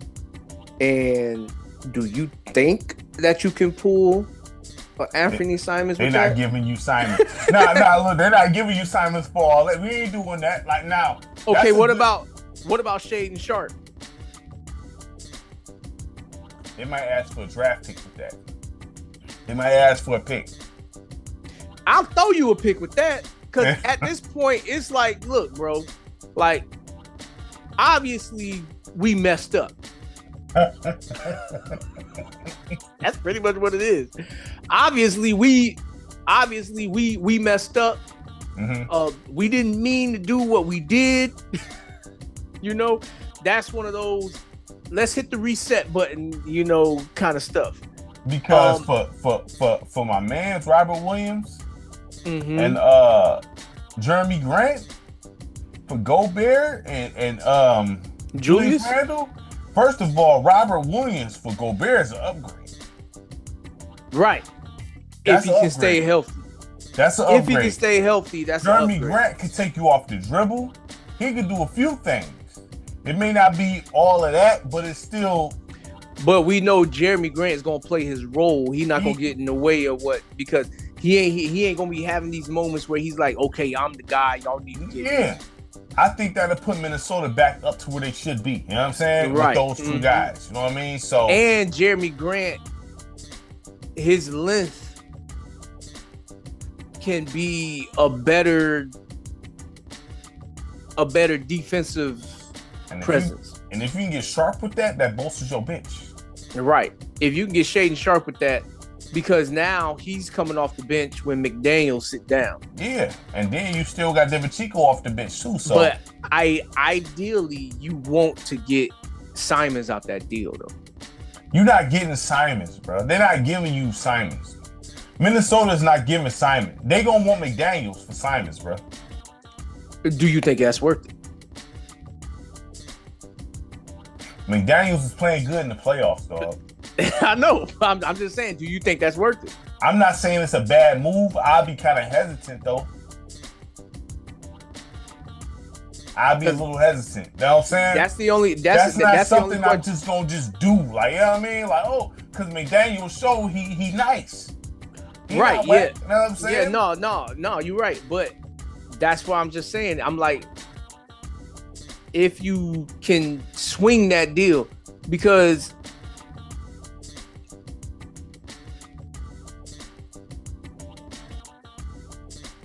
with your roster in place, who's on Minnesota's roster? Because they got DiVincenzo over there.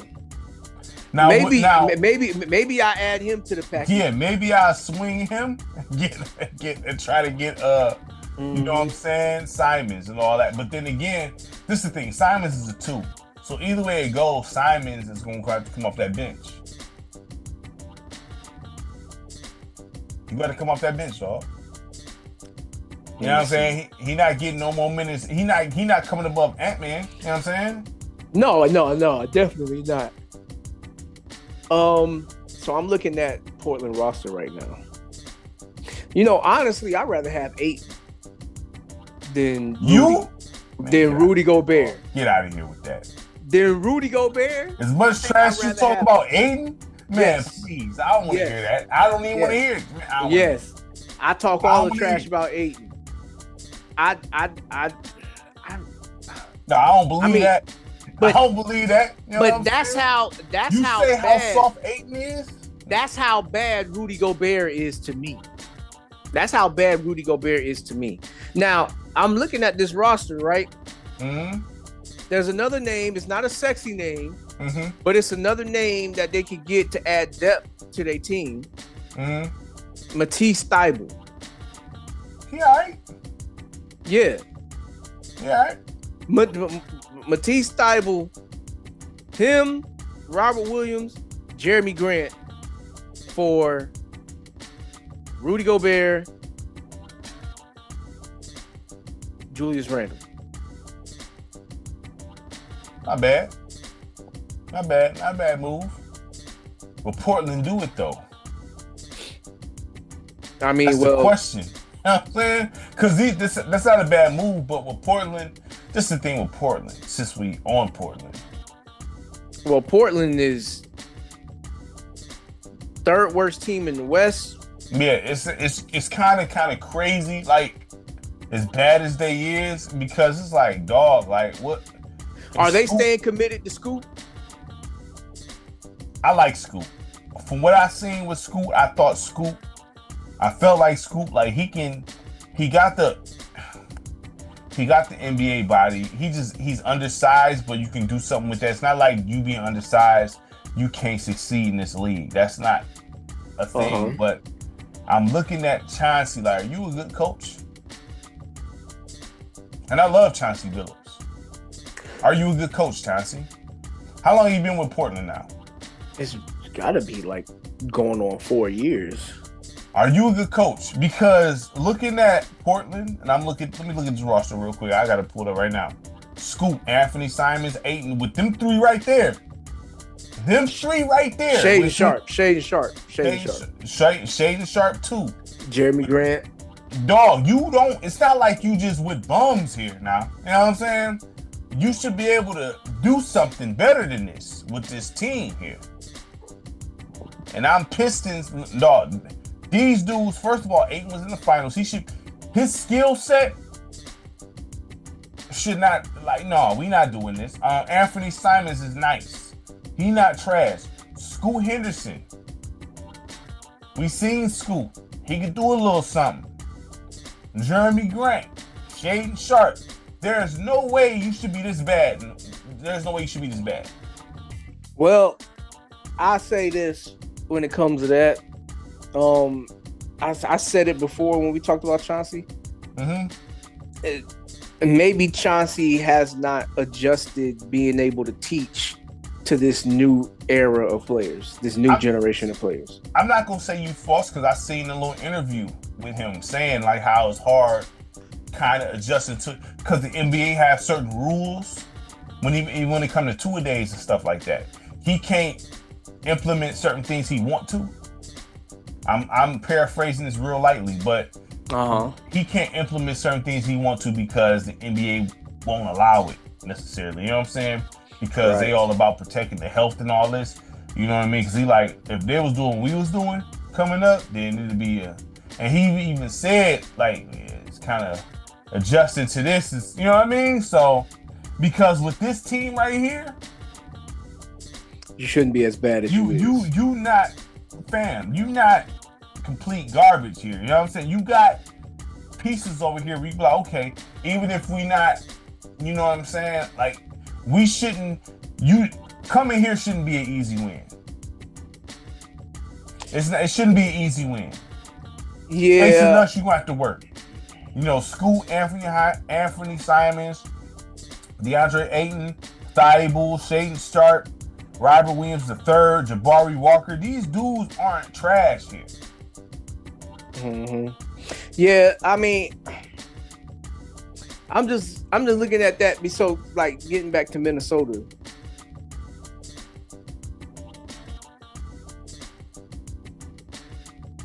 If you Minnesota, would you entertain a New Orleans trade?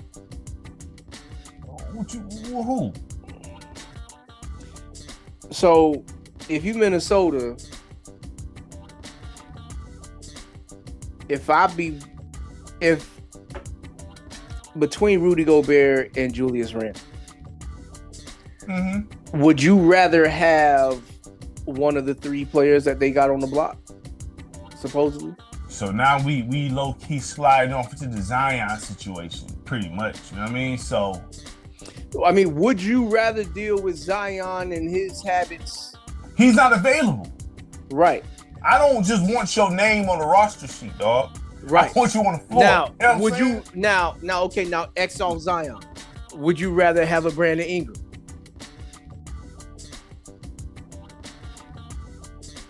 Over Julius. Julius. Yeah, he don't seem to cause as many like internal problems.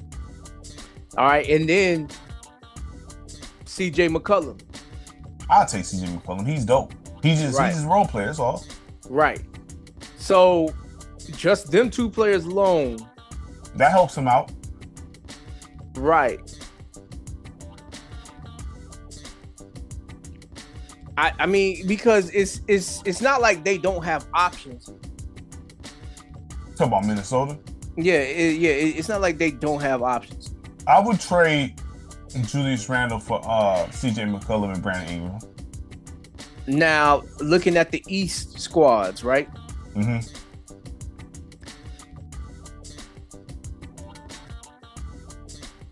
I mean, outside of Valanciunas, I don't think there's anybody that I want on Washington's roster. Toronto, though. Washington need a reboot. Let's see. Let me look at Washington real quick. Let's see. Sadiq Bey isn't trash. I would take Sadiq Bey. Malcolm Brogdon's in trash. Jared You Butler need a is- point guard outside of T.J. McConnell. I mean, Marvin Bagley the third is in trash. I haven't even looked at this roster like that. But yeah. So you got some cats over there that you could probably take. You know what I'm saying? First of all, Marvin Bagley, he may not be but he's all right though. You throw him on a team that's like Minnesota, he can show you a little something. It's kind of like PJ Washington. You know what I'm saying? PJ Washington was with Charlotte. They was losing all like that, but then when he got with Minnesota, you seen his value. You know what I'm saying? Or not Minnesota, but Dallas. You seen his value. You know what I'm saying? So that could be the same story with Marvin Bagley. Sadiq Bey, he was doing things in Detroit. He was all right over there. You know what I'm saying? Right. They got some guys you can grab. Even a guy like Jared Butler, he's not garbage. He's not garbage. Right. So, you know what I'm saying? So you can probably throw some offers over here like, hey, look, y'all not winning. You want to come up off you know what I'm saying? Like you can get rid of Julius Randle for like a Marvin Bagley and probably get a Marvin Bagley and a Jared Butler combo, or you might be able to even get Sadiq Bey as well. Right. You know what I'm saying? Like you might be able to do a Sadiq Bey. Well, I mean, so that's Washington. With Toronto,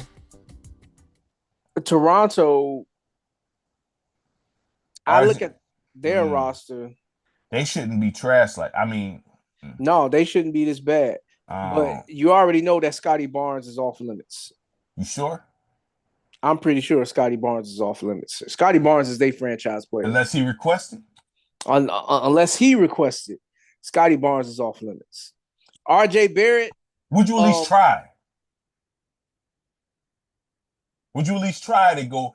Because they're not winning. So it's not like you could really come if your negotiation. Well, part of that is because he's been dealing with injuries. Yeah, but if your negotiation skills is coach, listen, y'all not winning anyway, man. Like, what you want with Scotty Barnes? You can make an attempt. Like, you know what I'm saying? You could try. Like, it's not like y'all winning. Like, I mean, who's you like? We can throw you, you know what I'm saying, with some picks. And you wouldn't. I'd make an attempt. Because, I mean, they're not going to always jump at the first offer, but if you don't closed mouths don't get fed, as they say. This is true, but you can also slam the door shut on any other offer that you can offer because they already know that you own some stuff. You got Emmanuel Quickly over there. You got RJ Barrett over there. Kelly Olynyk. Dog, he passed his prime, bro. Jakob Poeltl. Who? Jakob Poeltl. I can't tell you I'm real familiar with his game. So he's a solid center, you know. And you can see, like, he's 29 years old, solid 7-footer, but like Jakob Poeltl, he's a solid player. Mm-hmm. I think okay, so his numbers right now, what he averaging? He averaging 15 and 11. Okay, that's not bad. That's and he's a center. Yeah, get Gobert up out of here quickly. Yeah. Let me get that. Let me get that quick. You know what I'm saying? I will be looking at. I would trade Julius Randle for RJ Barrett if you can get him. Bro, y'all not winning. Yeah, that's gonna be the card. What like, argument is you gonna have with me if y'all not winning with these cats? Like, I mean, I'm just saying, like you can't come to me like, oh no, fam, what's your standards? Like, what's going on here? Like let me go ahead. See, my thing is, look at looking at the next team, Charlotte. Let me get Mark Williams. Yeah, Mark Williams. All right, he's not bad. Let me get Mark Williams. Mark Williams. He. Mark Williams from Gobert. I do that with the quickness. All right, so really quick.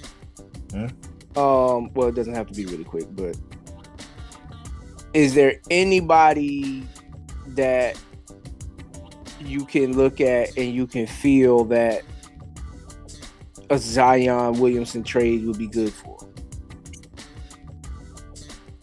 Well, we over the we can go ahead and transition over to Zion right now. Actually, the only team that I can think but before I answer, I'm gonna let you answer. I'm gonna just say there's only one franchise that I can think of that if they can get this dude straight, they're the one franchise that can do it. Who? Miami. For who? For who? Miami could probably.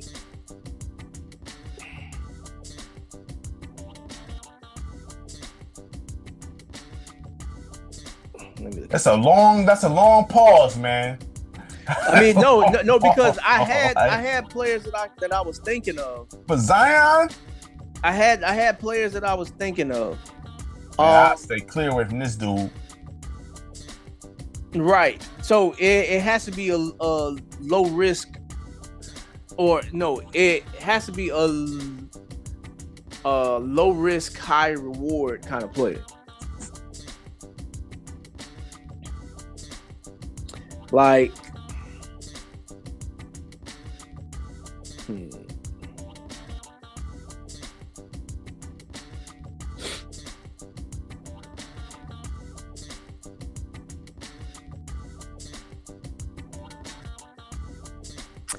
because here's the thing. Let's say Miami can get him right. Mm-hmm. If they can get him right, is there anybody currently on the Miami roster that would be better than Zion? You saying if they can get him right, meaning like playing? Like, if they can get him right, meaning that they enforce a strong diet, they enforce working out and getting in shape, they enforce him actually like working on his game, right? I ain't saying if Miami can trade some people for him. Because Miami got the culture that he needs to have. It's just I'm not gonna say Bam. I mean, that's the more logical choice here. Right. But Bam Adebayo? Because if I'm the Pelicans, I'm not taking no less than Bam. I'm not taking no less if I'm Pelicans. Like, I gotta get. Look, this is the thing. I will try to get Jaquez and Bam out of this. You're not gonna be able to get Jaquez. I'm just listen. Closed mouths don't get fed. You're not gonna be able to get Jaquez. You might be able to pull Terry Rozier, but you ain't gonna be able to get Jaquez. I'm gonna make an attempt. You shoot me down, that's where the second negotiation come in. You know what I'm saying? But I'm gonna try at least. You know what I'm saying? So I'm gonna ask for Jaquez first. You honestly at this point you do better with Kevin Love. At least he's available and can shoot. You know what I'm saying? But Duncan Robinson maybe. You thought it gotta start with Bam. Because it gotta start with Bam. Because if you was to pull that off and get Zion in Miami and instill proper discipline and whatnot, and he takes to it, you probably just got a steal of a trade. This the issue, because I did a freeze corner. I haven't put it up yet. I will put it up about Zion. Dude, okay. The guy is just not. He has not improved since high school. Correct. He's the same dude. Right. He's same not working exact on his dude. Game or nothing. He should. I said like a guy. He should look at a guy like Rodney Rogers. You remember Rodney Rogers? He played for Rodney Rogers. He was I believe he was a lefty. I believe he played for the Nets too as well. He played for a couple teams, I believe. Rodney Rogers. Played for the Clippers. Let me pull up Rodney Rogers right now. Because Rodney Rogers wasn't trash. Mind you, this is primetime NBA. So, you had certain dudes that people will say is not all that, but they was playing with a lot of talent. You know what I'm saying? So Rodney Rogers, he did play for the Nets at one point. Yeah, he was smooth. He was 6'7" and 235 pounds. You know what I'm saying? Rodney Rogers was dope. He could shoot. He got paralyzed and all that, but he could shoot. He could play in the post. He could do all that. Look at a guy like Larry Johnson, right? Yeah, Larry Johnson. That's what I was thinking about. Undersized, but he was cold, though. I would have Zion look at that, because my whole point with Zion is this. You're not going to be able to jump like that. The stuff you doing in your weight, your joints is not going to be able to handle that. You're going to have to develop footwork. You're going to have to develop a jump shot. You're going to have to be able to dribble and all that come off because you don't have long arms. You're operating off pure just physical gifts. But those physical gifts is going to fade. That's my whole thing with him. And he's still operating off physical gifts. And they're fading quicker than they're supposed to be because I don't think he's putting in work. Yeah. And there's no reason why LeBron James should look more physically in shape than you. There's no reason. There's no excuse for that. Right. See, that's where my struggle is with Zion, because I try to think of what would be a good situation for him. And the only thing that I can think of is an organization that would have some disciplinary action and instill work ethic and good habits. Like if they still had Udonis Haslem in the building, I would like that move, because Udonis Haslem will be straight up with him, and he'll be willing to fight him if he had to. You know, like you ain't dealing with no punk when you talk about Udonis Haslem. Non-punks get knocked out. This is true. This is true. But that's a strong dude, Zion, bro. You're not just gonna be able to just whoop on Zion like that. No. I'm not saying that you're gonna be able to just whoop on him like especially at the age that Udonis Haslem is. Like Udonis Haslem, he gonna be one of them dudes where if things go left with them, like 10 seconds and break them up. Like, yeah. You know what I'm saying? But like what I'm saying is ultimately is that Udonis Haslem would provide the necessary veteran leadership. Right. It seemed like they did kind of fade a little bit once he retired. Right. It looked that way. So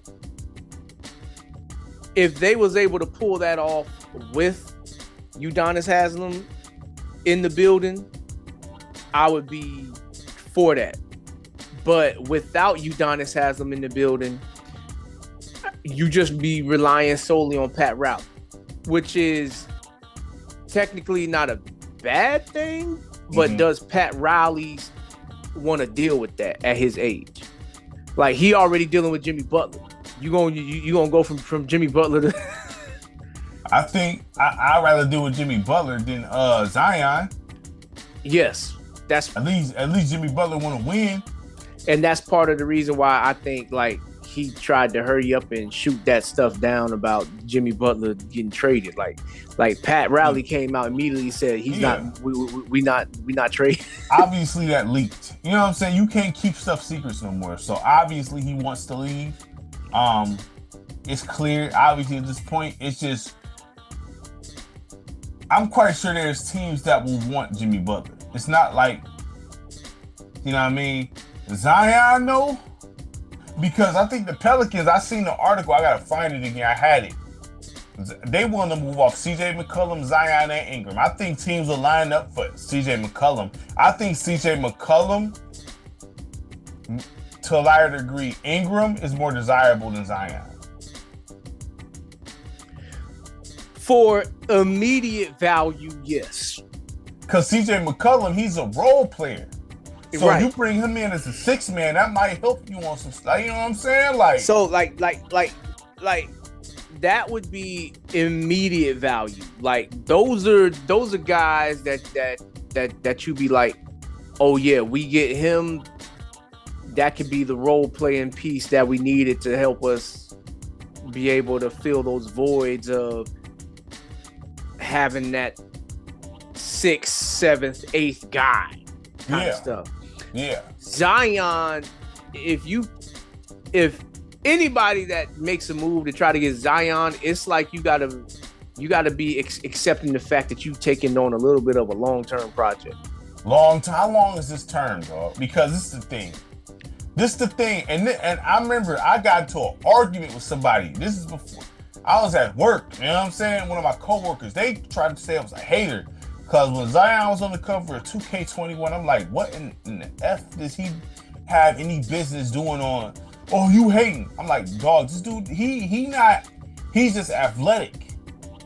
I don't see any type of skill that's threatening. He's just athletic. If you take his knees from him, what does he do? I don't see any type of post moves. Right. I don't see any type of defense.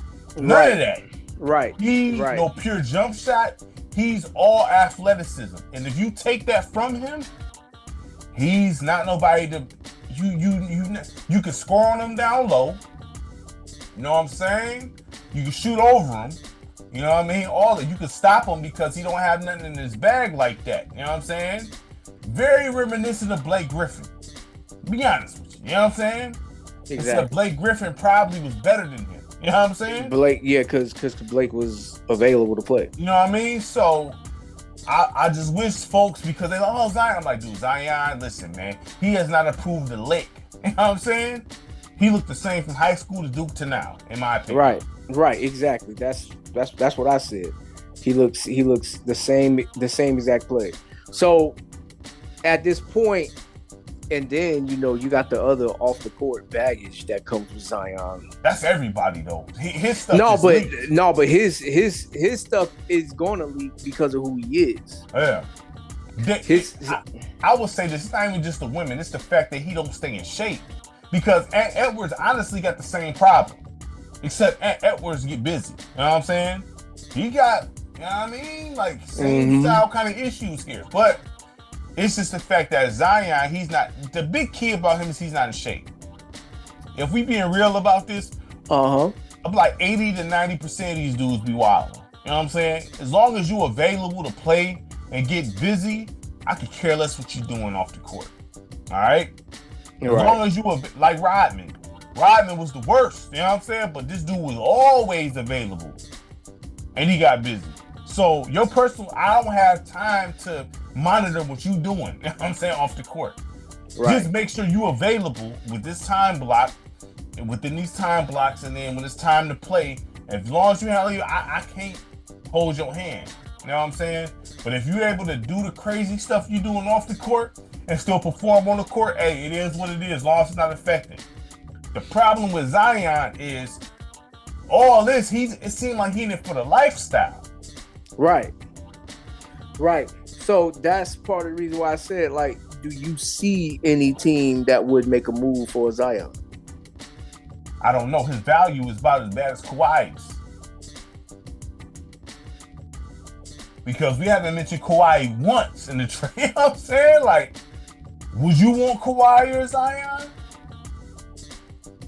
Would you want any one of them dudes? Like I said, I would. The only way that I can see myself taking on a Zion is if I'm committed to the effort that would be necessary for me to pretty much be all eyes on this dude 24 hours. Like, what you reaching for that for? You don't need that on your plate. Get this spinach. Get this spinach. Eat this kale. Drink this smoothie. Like. What are you reaching for that slice of cake for? No. But even with that, right? Let's say that's one problem. What's your workout habits? Because even if you was eating like trash, you could get away with it if you was working out. You know what I'm saying? So, because you listen to like Lamar Odom, right? All this dude, he had a trunk full of candy. But you never heard a problem about Lamar Odom being in shape. Right. You know what I'm saying? Lamar Odom was cold out there. You know what I'm saying? But he said he had a trunk full of candy. Right. You know how you feel if you eat a bunch of candy and then try to hoop? That feel crazy. You know what I'm saying? Right. Or even if you listen to a guy like Chad Johnson, for instance, he talked at McDonald's stuff like crazy. But Chad Johnson, you never questioned his he's in shape now. Right. Good workout habits. Right. You know what I'm saying? So does Zion have good workout habits? Clearly he doesn't. But can that Miami culture do that? I think that's the closest thing to it. Do these young cats care about whatever Pat Riley old school tactics is? You know, these young dudes do not care anymore. They're like, man, get your old self out of here. Well, you know what? When you play for an organization that don't allow players to run it, you gon' care. Because he capable of making your life miserable every day you wake up. he capable of making your life miserable. Like, you over here, you wanna talk all of this? All right. All right.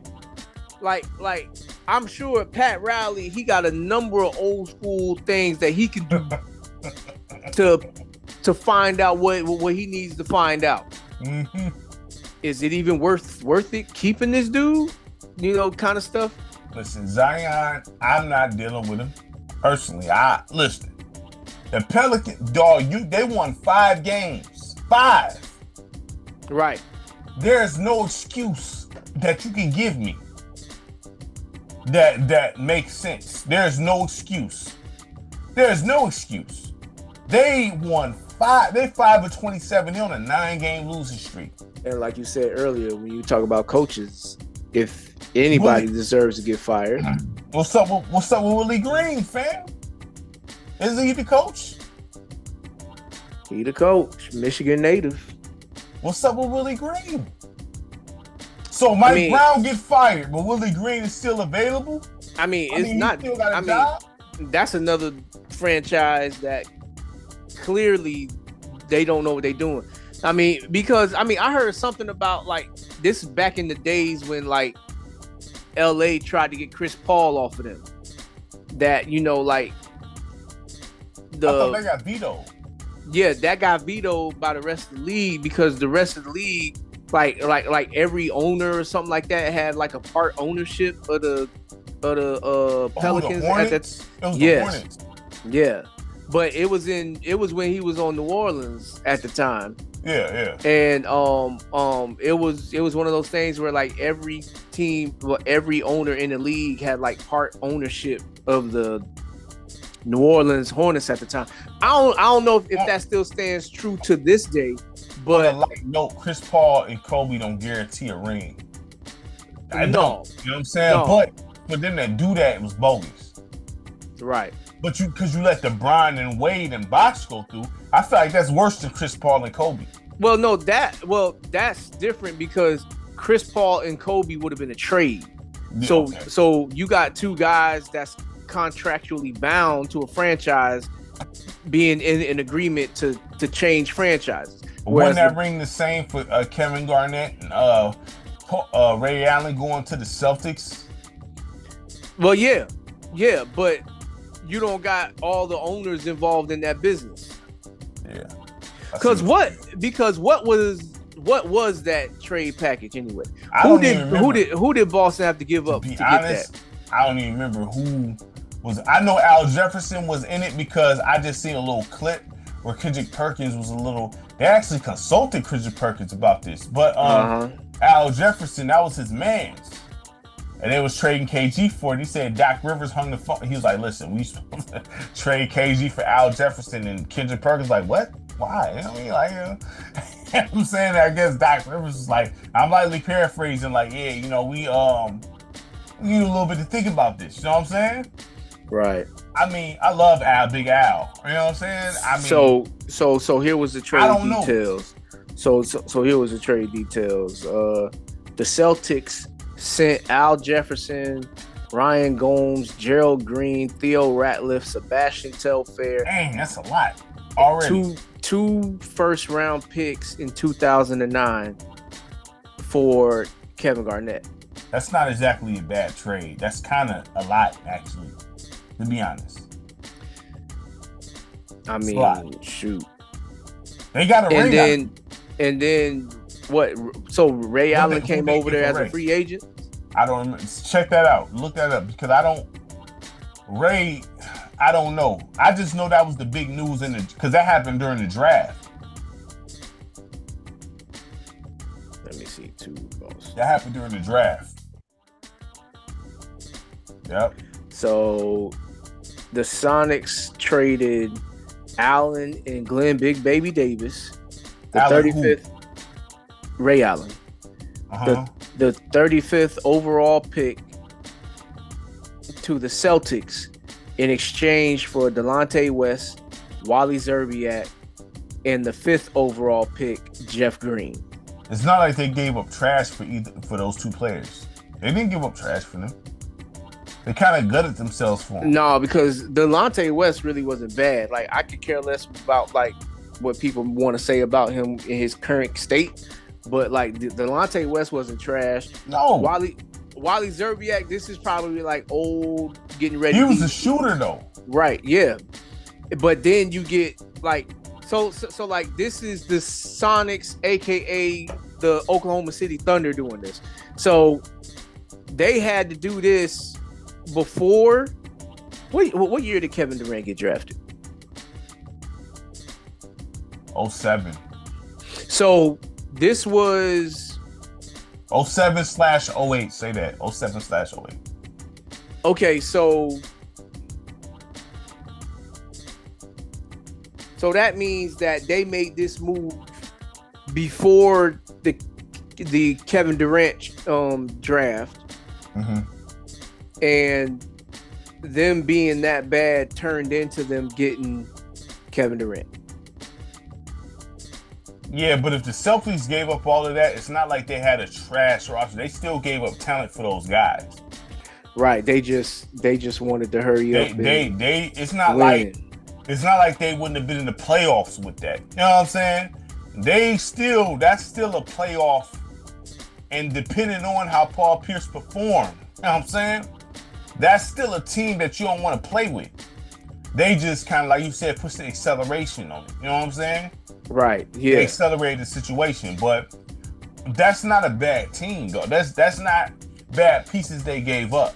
Yeah, you got Al Jefferson over there. Yeah, Al Jefferson. You got Al Jefferson. You got Delonte West over there. You got the shooter, Wally Zerbiak. Who else I say? Oh, they had Sebastian Telfair over there. Sebastian Telfair, man, I don't know what the deal was with him, man. Like, yeah, I think he had issues, but Sebastian Telfair, he wasn't trash in my opinion. Sebastian Telfair wasn't garbage. He just, the problem with him, he was short. You know what I'm saying? Like, undersized. You got to be special. Yeah, it wasn't like Sebastian Telfair was not garbage. Sebastian Telfair was far from garbage. You know what I'm saying? But he's a 6'1", 6'2". Oh, like that. Like, you know what I'm saying? Like, that's Chris Paul stuff right there that you got to be Chris Paul-like. You got to be Chris Paul-like in order for this to, like, really work out. Yeah, I mean, go ahead, I'm sorry. No, like, when you that size, you have to be, like, next level style type stuff. You know what I'm saying? Like, and that, like, Sebastian Telfair wasn't garbage. He wasn't garbage. To be that size and come out of high school, you are not garbage. You're not garbage. Right. So, just, he had, I don't think that he was used correctly, and he wasn't, I don't think he was a distributor first. He should have been he should have had a higher IQ, but hey, it is what it is. But they gave up some talent, and it paid off. Mm-hmm. They're good at their rosters, but they had James Posey in them. Who you had? James Posey over there. Who else? James Posey wasn't on that championship team with the Celtics. I thought he was. That's what I'm saying. Like the Celtics. Yeah. Mm-hmm. You had Posey. You had Rondo, which was he's still Antoine Walker, underrated point guard. Twan was over there. No, he wasn't over there. He was with the Heat. Remember, he won a championship with the Heat. He wasn't on the. Twan wasn't over there. Antoine Walker went over there. Well, you had the rookie Rajon Rondo. Mm-hmm. Underrated. Let me see. Hold up. Oh, my phone just now getting to the 07 draft. Mm-hmm. Yeah, that was the Greg Oden draft. Yeah, KD man. Which to me, with that, I understand why Portland did that, because if Oden would have been healthy, and I say this all the time, if Oden would have been healthy, he would have been one of the best big men to play. He had everything. He just wasn't healthy. Right. And it wasn't like he was sitting out games. He literally just he was healthy in Ohio State. You know what I'm saying? Right. So if Oden would have been healthy, he would have been one of the best big men to play. He could play defense. He had post moves, hook shot. He did everything. Only thing he couldn't do was shoot that good. And I'm quite sure he would develop that. Right. Let me see. What year was that Boston won with that team? That was what? 07-08. 07-08. Yep. It was 08 because KG was on the cover of 2K9, so it had to have been 08. Okay. So 07, 08, like you said. They had, I'm gonna just go by the playoff roster. PJ Brown. He was underrated. Sam Cassell. Underrated. Eddie House.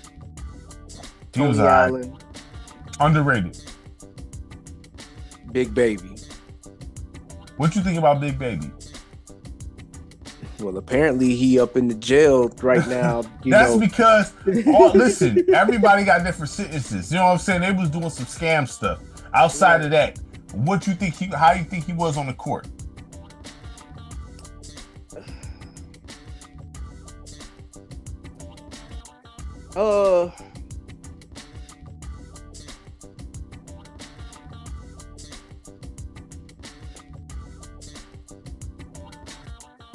When I think of Big Baby, like what I'm about to say is contradictory. Okay. Okay. Oh, go ahead. I already know it's contradictory. Okay. Go ahead, man. Go ahead. So when I think of Big Baby on the court, he doesn't give me a punk vibe. It's just when you got that video of him, crying, slamming the towel down, trying to cover up his face, crying, it's like, how you not a punk and you crying on the side like that when folks is like,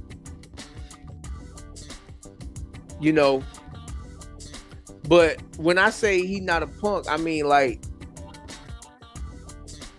he not gonna let nobody on his team get punked to a degree. Like he gonna step like when they traded to bring him to Orlando, I wasn't a fan of that.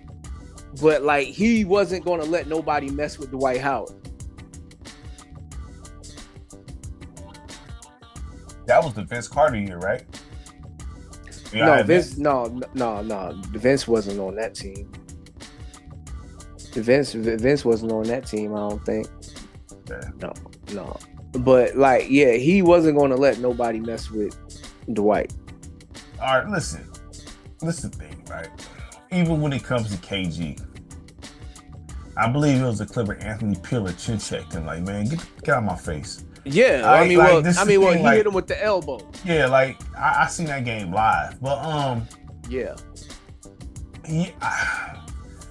not gonna charge him all the way completely for that, because I don't look at Glenn Davis being soft.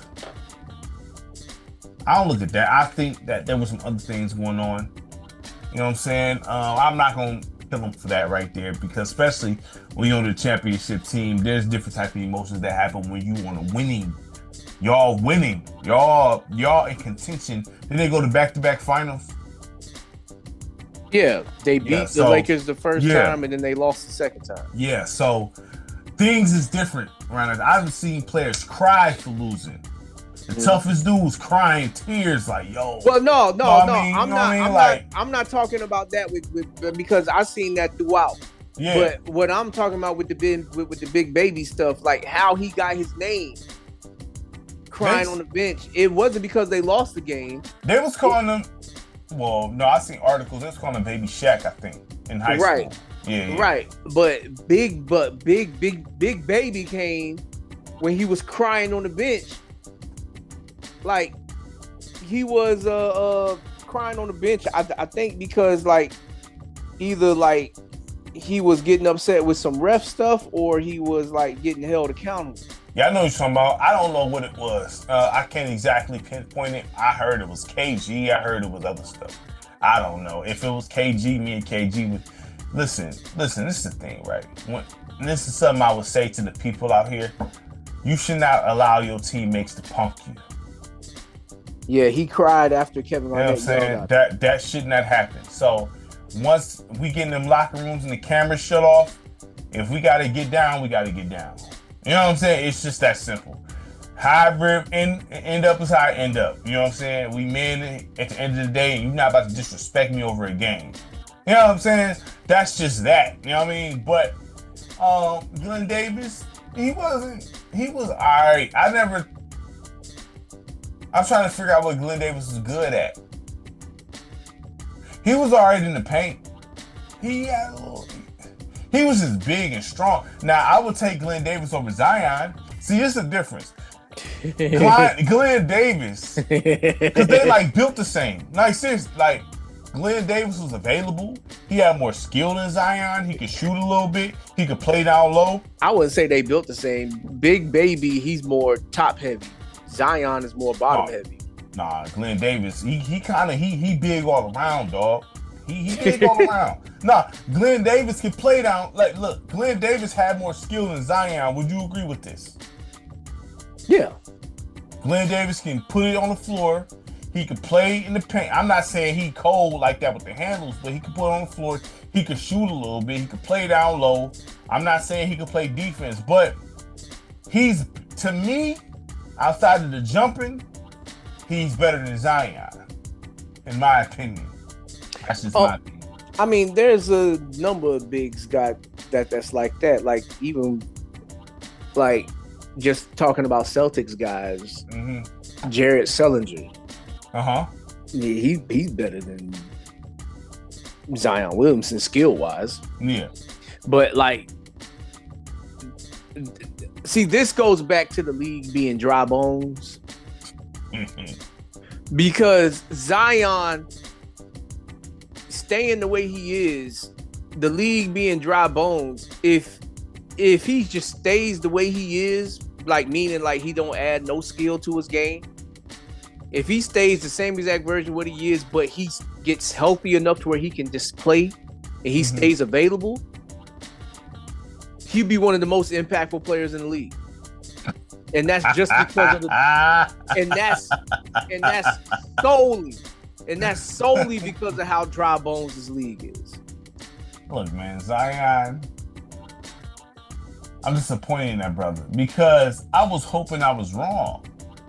The way folks was arguing, listen, I had a dude get hot at me, dog. I'm like, bro, this dude is not, I don't see any type of, listen, I'm not all about the sexy name. Man, look, them Knick fans was campaigning to get Zion. Really? They was, yes, them Knick fans. Look, you had Fat Joe on First Take and everything talking about, we want to see Zion. Fabulous got bars in his raps talking about he hoped the Knicks get him. Really? Yes. Listen to Going for the Summer. Going for the Summer, okay. Listen to Going for the Summer. Check that out. Going for the Summer, he was like, and this was all coming out around the time when Zion was coming out. When Zion was coming out in the draft, all the Knicks fans wanted Zion Williamson. They just knew they wasn't in position to get him because they was picking number 3. I bet you that, listen, the Pelican fam, listen, there's no excuse. There's not one excuse you can give me that the Pelicans is number 5. I mean, they only won 5 games with that talent. There's not one excuse There ain't no excuse no one can give me. Like I said, or I mean, just to be fair, like how we talked about DeRozan, we need to have that same conversation about DeJounte Murray. Man, we talked about that. DeJounte Murray, look, man, listen, man. You see, I ain't mentioned him. You see, I ain't mentioned him. He needs to be mentioned. You see, DeJounte because Murray. If you're talking about, because this is a team that was a play-in team last year. DeJounte Murray is a two guard that needs to come off the bench. Just look. DeJounte Murray is a literal six man. Right. Listen, he should not be in the starting lineup. He should just, get buckets. That's right. It. DeJounte Murray, you come in to get buckets and sit down. That's it. Right. And so that's the reason why I said it is because we said this about DeMar DeRozan. Well, at least I said it. Maybe you didn't. But I said it. Getting DeMar DeRozan probably made the Kings worse than what they was before they got him. You're not wrong, obviously, with the results. And could it be the same story with the Pelicans, even with all of the Zion not being available, Brandon Ingram not picking it? Is it the same thing with DeJounte Murray coming over to the Pelicans? I will say this, they don't have a point guard. That's been their biggest problem. But they was a playing team without a point guard last year. No, I agree. No. I'm not saying and then here's probably another big thing that goes against him. Look at where the Hawks at. Look at where the Hawks at. Number 6. The Hawks is sitting like that without DeJounte Murray. The Hawks not trash either, though. They wasn't trash before they got him. But when they got him, they turned trash. Listen, the results are the results. I'm not disputing nothing. Right. But we had discussions about DeJounte Murray. I'm not a DeJounte Murray guy. I told you him and Jordan Poole is looking across each other from the table, dog. They just because on some skill stuff. No, I told you this. You know this. Like, if you now. Oh boy, no. I'm sorry. I'm going back to other conversations about Jordan Poole. Listen, Jordan Poole, he could cook anybody on the street, any civilian. We're not doing this. And DeJounte Murray, but in the NBA, bam. Right. They're at the same table. They are. I think their ego is big. It's like they can hoop, but the ego is so big. Like, it's just like both of those guys are 6 men that if you just let them come in and play like 25 minutes a game and just cook on some offense stuff, and be like, listen, we need you to come in and get buckets off the bench. Boom, boom, boom. If you double team, kick it.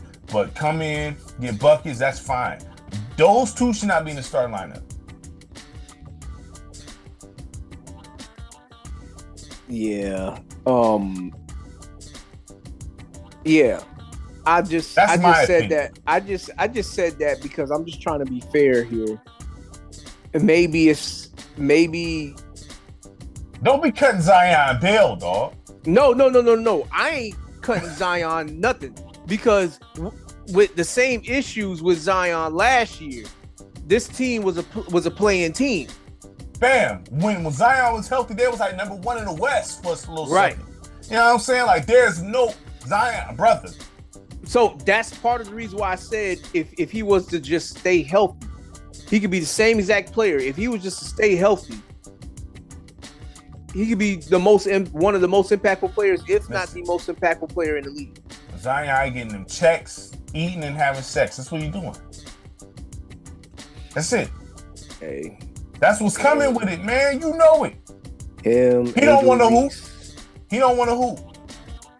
Who you say? I said Angel Reese. Oh yeah, Angel. Look, same thing with her. We not playing. She worried about having the podcast, showing her body off. You know what I'm saying? Like, man, she out here getting busy. I mean, Caitlin Clarkson came and took her position in half a year. Right. All right, so let's move on to the next team. The Brooklyn Nets. Is there any tradable pieces you want on Brooklyn Nets? Let me check it out real quick. Let me pull it up. I can think of 1, 2. So that's like the NBA app to update this. You just click on the what's names and they show it. I'm looking. Let's see. You like Melton? You always talk about that guy. What do you think about Bogdanovich? That Bogdanovich. That's the it's older two one. Of them. Yeah. It's two of them. Okay. Yeah. Okay. Never mind. Let me slide off him. So I mean, I looking at this, Nick Claxton. I would want him. He's if I need a center. I would go Nick Claxton. I'll trade Gobert for him. Yeah, for real. Cameron Johnson. I'll take him too. Cameron Johnson. DeAnthony Melton and go ahead and run Milton. through it. I got a question for you though. DeAnthony Melton and Shake Milton, like if I needed like some role players type of guys, I'll be going after them. Dennis Smith Jr., we already talked about him. Yeah, we know nice. We know where I'm at with that. The best player on this team though is Cam Thomas. If you're talking from an offensive scoring standpoint. Yeah, Cameron. He wasn't he on didn't he play with the Suns? Or am I tripping? No. Am I reaching? No. Cameron Johnson was on the Suns, not Cam Thomas. Cameron Johnson. He played for the Suns. He was all right over there. Yeah, Cam Thomas is the one that's their guy. Yeah. Cam Thomas is the scoring guy. He's undersized though. To be 6'3" at the 2 guard. Oh, Cameron Johnson 6'8", bro. No, I'm talking about Cam Thomas. Cam Thomas. Scroll down to look at the rest of the roster. Cam Thomas. Okay, yeah. Cam Thomas. That's their #1 offensive guy. I mean, there's some pieces over here. He the one that had like that month where well, I ain't gonna say it was a month. He had like a 10-game stretch where he was like putting up 40 a game. No, he's not bad. I try to get him. I mean, just because in this game you can get away with being in this day and age, you can get away with being on the side. You're not gonna do this. We know that. You know what I'm saying? Right. So I mean, I don't even think that's the big. Even though I be mentioning it, I don't think that's so much of a factor anymore. You know what I mean? Depends on your matchups. Like if you got to deal with the Celtics, size is gonna be an issue. Yeah, that's one team. But that's the one team that every team in the East is gonna have to go through. They stop themselves a lot of times. Right.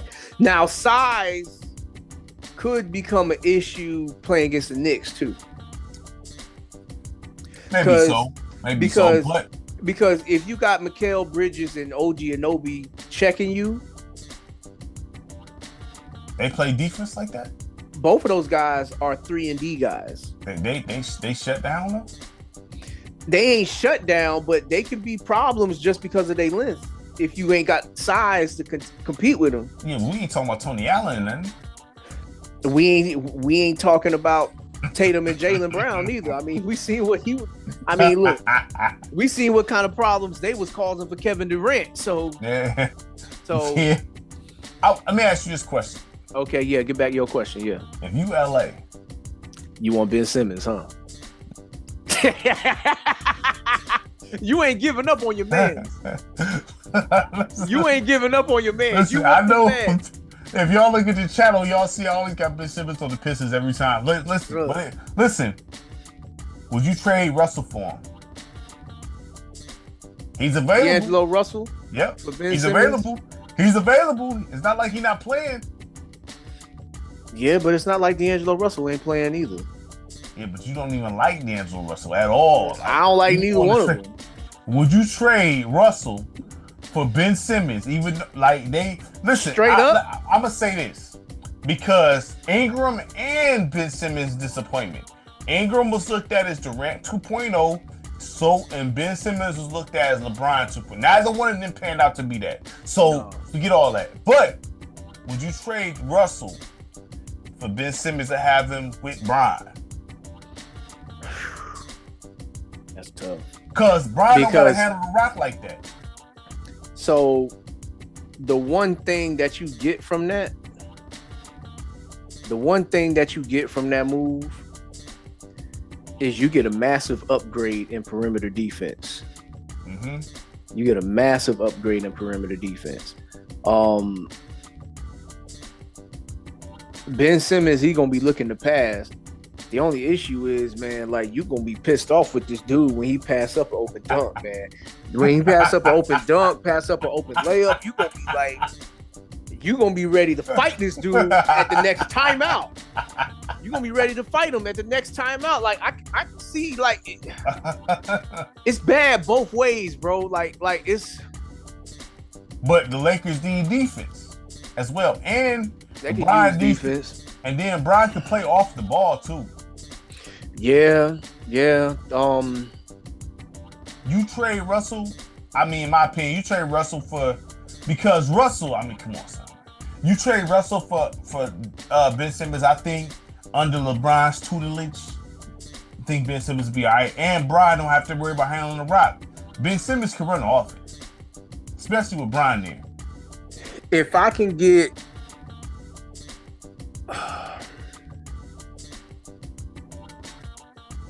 I know you take players. I know you take Cam Thomas with him. Well, I don't think Cam Thomas is for sale.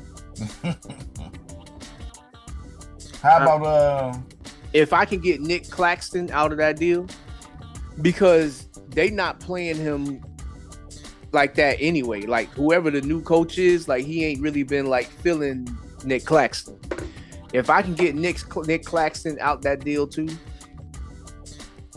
For Ben Simmons and for D'Angelo Russell.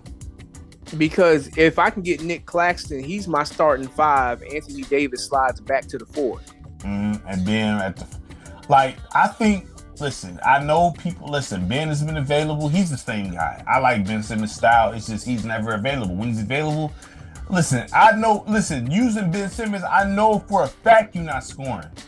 I know this. You know what I'm saying? So I'm not looking at Ben Simmons as some scorer. I know this already. We don't, but you know what I'm saying? But the thing is, people don't need Ben Simmons to be this effective scorer.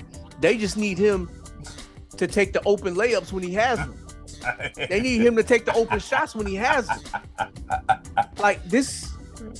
If he did just that alone, he would average 10 points a game. Well, the way Bron is running the floor, even at his age, Bron is not, if with Ben Simmons there, he's not handling the ball. Ben Simmons is handling the ball. Bron is going to handle the ball, please. You know what I'm saying? Bron is going to be playing off the ball. So he's not going to have any issues like that. See, Ben Simmons, I'm not sure, man, because even with AD, and then connect, and then your man's Austin Reeves, the guy y'all like so much, Austin Reeves. You know what I'm saying? Listen, man, look, Austin Reeves shows up in his role more times than not when it matters. Ben Simmons averaged like 15 assists with the Lakers. He get about 15 assists and 6 points, dog. Straight up. The only way that I can see him averaging those kind of numbers with the Lakers is if they give Connect more minutes. Only reason why I say that, you gotta think about it like this. Because nobody else is averaging 15. Bron playing on the rock. See, he don't have to play. I think Bron can play off the rock just as good as he controls the rock. You know what I'm saying? I think he can play off the rock. The question is, can they do that and maintain their spot in the West where they at right now? With that defense, you have to stop people. Yes, this is true. So because getting a guy like Ben Simmons, at the point guard position, we not scoring like that from here. But we got defense, we got distribution, we can run the offense. That's the traditional points. These new point guards in this day and age, they ain't on that energy. Right, but Ben Simmons can shut them down and stop them. So that neutralizes that to a certain degree, even if you don't shut him down. And he's like 6'8", 6'9". That's not an easy situation to deal with. You know what I'm saying? Whether folks like Ben Simmons or not, he still plays defense well. So, Ben Simmons fits the description of people that don't play this game for the love of the game. So, but with LA in that system, because when you go over there with Brian and them, I don't think Brian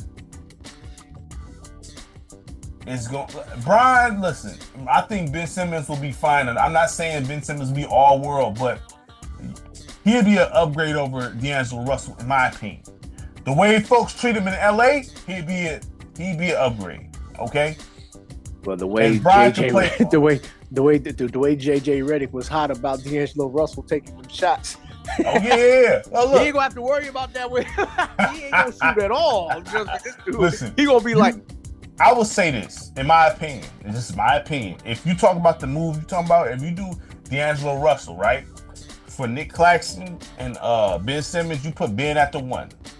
Yep. You put Kenneth at the 2, Brian at the 3, AD at the 4, Claxton at the 5. That's a problem. Yeah. That's and a then problem. You're gonna have, because you're not undersized at all. And if you can keep your bench players, Austin Reeves, Rui Hachimura, Gabe Vincent. That's your bench. You still got the Jackson Hayes kid. That's your bench. Over there. Jared Vanderbilt, if he gets healthy, ever gets healthy, he's like a skinny, poor man's, like you did earlier. poor man's on like some Kenneth Faried type stuff. Yeah.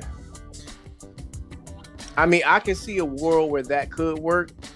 I just have no faith in Ben Simmons. I'm saying this under the tutelage of Brian, and as intense as JJ Redick is. You trying to get LeBron to retire at the end of the season? No, look, Brian don't have to listen. Ben Simmons have zero pressure with them because he's not looked at the score. If you put Kenneth in that lineup at the 2, Ben Simmons finding him. Folks just gotta get off the ball, and he's finding them in their spots. Brian, you're talking about changing the whole entire system. Dog, like how would it work? Brian can cut. Who won't stop Brian from cutting in this day and age? Still, even at 40, they're not stopping this dude from cutting to the rim, dog. It's not. They're not stopping him from doing what he's doing now. Exactly. So if Brian is as big as he is and as strong as he is, still, you know what I'm saying? He cutting to the rim. Ben Simmons find that. Ben Simmons is an underrated passer here. You know what I'm saying? He's finding Brian wherever, and Brian, he's gonna be in his ear because he can handle the rock. That's probably the best ball handler he's never had, really. If you have a Ben Simmons, and he's about his size too, as far as height, man, he gonna be all in this dude here. You know what I'm saying? Like, listen, and Brian don't have to worry about handling the rock. He gonna be straight. You know what I'm saying? AD at the 4, his prime position. Nick Claxton at the 5. Connect. Well, you don't have to worry about nothing. Just shoot. Well, I mean, theoretically, on some basketball X's and O's stuff, that does sound like that can work. It's just when you know what you're dealing with, that right there is the definition of high risk, high reward. With D'Angelo Russell? Trading one dude for 2. No. I'm solely focused on bringing Ben Simmons in the building. That is the definition of high risk, high reward. What's the difference with D'Angelo Russell, dog? Because no one has anything good to say about D'Angelo Russell. The only difference with D'Angelo Russell is that you get some offense with him, and that's if he's making the shots. Get defense? You don't get defense. That's a trade-off. But like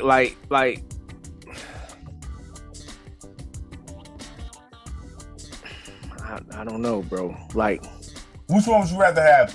Listen, let me ask you this. Because D'Angelo Russell give you some sort of offense when he's motivated.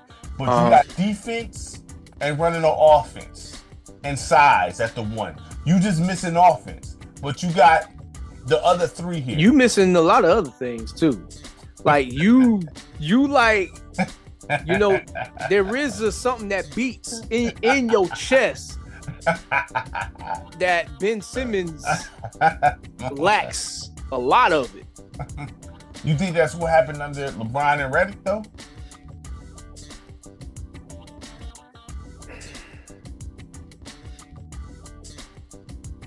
I would like to think that them two guys would like to try to instill confidence in some dudes. Yeah. I just think that Ben Simmons, like, I almost look at Ben Simmons like he's damaged beyond repair. I'm not going to argue with you there. You know what I'm saying? I'm not going to argue with you there. I mean, you know, I just know whenever he applies himself to ability he has. And I think with that culture, I can think of some other problems I'd rather deal with than that. I can think of some other problems I'd rather deal with D. Russell. No, I don't want to deal with D. Russell. I don't want to deal with D'Angelo Russell. So if you LA and the Nets called you, you LA, the Nets like, listen, let me get D. Russell off you with for Ben Simmons. Are you just gonna slam the phone on him, or are you gonna talk about this? I'll probably accept the trade. Okay then. I'll probably accept the trade. I'll probably accept the trade. But okay, like I just but okay, like that's high risk. That's not no bad trade. If they talking crazy about, listen, everybody points at D'Angelo Russell every time, like, no, this dude right here. You get Ben Simmons in there to do 6. I mean, do we not have video evidence to prove that those is valid finger pointing? I'm not saying that you false, but there's video evidence of Ben Simmons not taking layups. The knock against Ben Simmons is the fact that this dude was sitting out with Philly for whatever reason. I don't know. They claim it's his back. I don't know. But the biggest knock against him is that he don't take layups. Because he's scared to go to the free throw line. He's scared to shoot free throws. Right, but outside of that, because we talk about D'Angelo Russell, it's not like he's some lockdown defender. It's not like he some lights out shooter. No. So Ben Simmons, okay, cool. So D'Angelo Russell, he got some offense, but you bring in Ben Simmons, he got he's the low level of Brian here. You know Let me ask you a question. What's up? Where do you think Ben Simmons' level of confidence is at? To be fair, I haven't watched much Nets. I know he's been available, so I gotta look at some footage. You know what I'm saying? Once I look at the footage, I can tell you that. I don't know, but his confidence because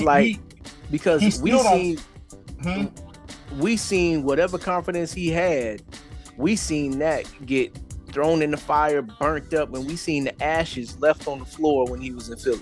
I'm gonna say this.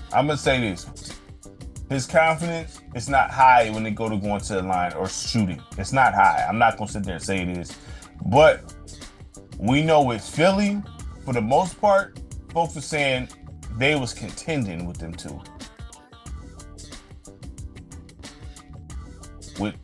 Philly should have been contending with them too.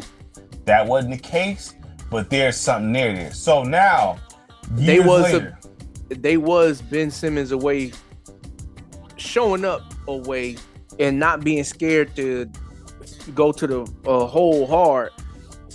They was that away from going where they could have went, because that was a bad coach. That was back when Joel Embiid was trying to be the Joel Embiid that we want him to be. Right. So if Ben Simmons got under a situation like Brian, I will even say Redick, because even though Redick, he know the game, but he gotta know how to coach the game, and that take time. I don't care how much you know the game, you gotta know how to teach the game. I don't care who you are. You know what I'm saying? So he's going to have some years of growing pains. If the Lakers not fire him within 2 years, he'd be fine after about 3-4 years. You know what I'm saying? Because he got it.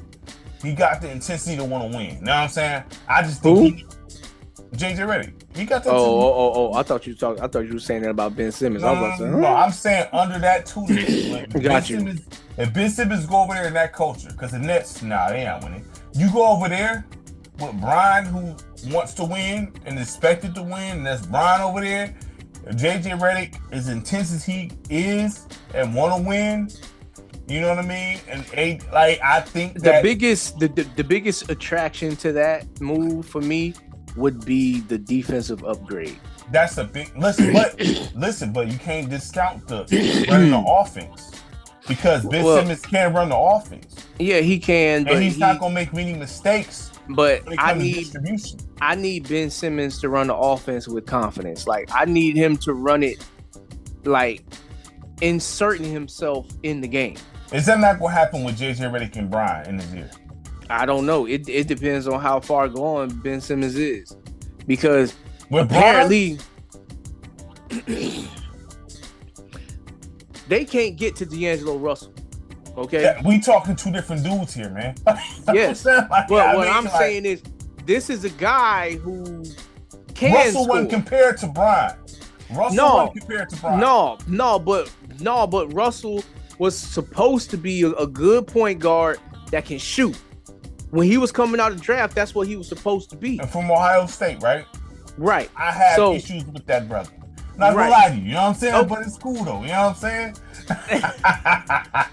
Just so y'all don't know, anybody that's from behind the state lines of Ohio is gonna be getting looked at sideways here. All right. Even though D'Angelo Russell is not an Ohio native, just the fact that he put them colors on, he gonna be getting looked at sideways around these parts. So just know anybody. Ohio. He was Ohio State though. Ray Golden and Conley, and I give him high praise. But go ahead. Okay, but yeah. So I like I said, I would pull the trigger on it if I had a gun in my head. I'm pulling the trigger on it. That's all I want to know. To get Ben. My thing is, because Ben still is a little fragile, I think he's missing time right now, if I'm not mistaken. But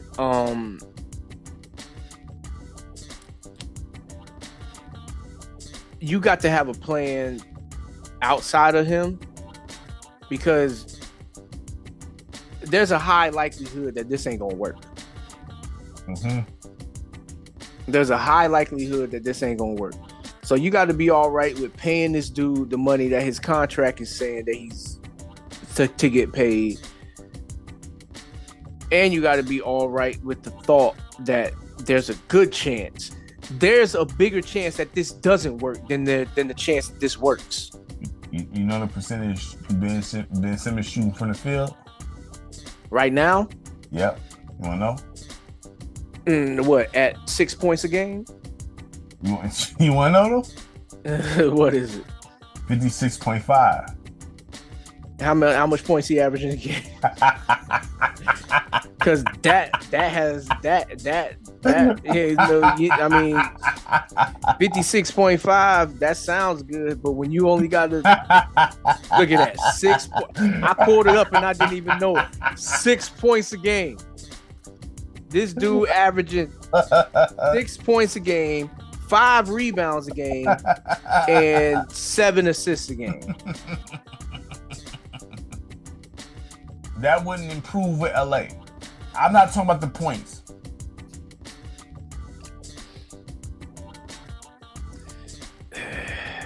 That wouldn't improve with LA. He don't have to score at all. Like, connect Brian, Anthony Davis. You don't have to score, period. Honestly, you know what I'm saying? At all. I ain't gonna say all of that. I mean, he need to do something. Look at who Brooklyn is, and look at who LA is. No, you're right in the sense of the talent level, but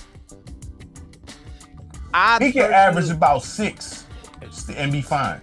10. He need to average 10. What about the stops, though? You know what I'm saying? The defense, you know what I mean? The rebound. Because the thing do all of that. Look, if you starting, you should be able to score 10 points. Mm-hmm. If you starting, 10 points should not be hard to come by here. Unless you want some Scott Skiles stuff where I'm getting 30 assists in the game. Rajon Rondo, like I was pulling up Rajon Rondo right now. So Rajon Rondo, he averaged only like the most he averaged a year was what? In 2012, 2013. Shoot, let me see. The championship year, when he averaged in the championship year. 08-09, he averaged 10.6. 10. There you go. I need at least 10 points from you. I need at least 10 because my theory is this. Every team is at its most dangerous point when every player that's on the floor is capable of putting the ball through the basket some way, somehow. Let me ask you this question. If Ben Simmons applied, if Ben Simmons had his confidence, who's a better point guard, Ben Simmons or Rajon Rondo? If he had his confidence? Yeah, if he had his confidence.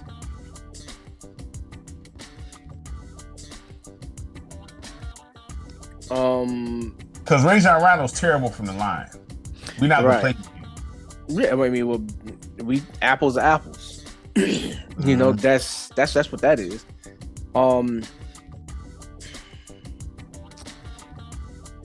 I personally can't see myself not picking Rajon Rondo in that situation. Like,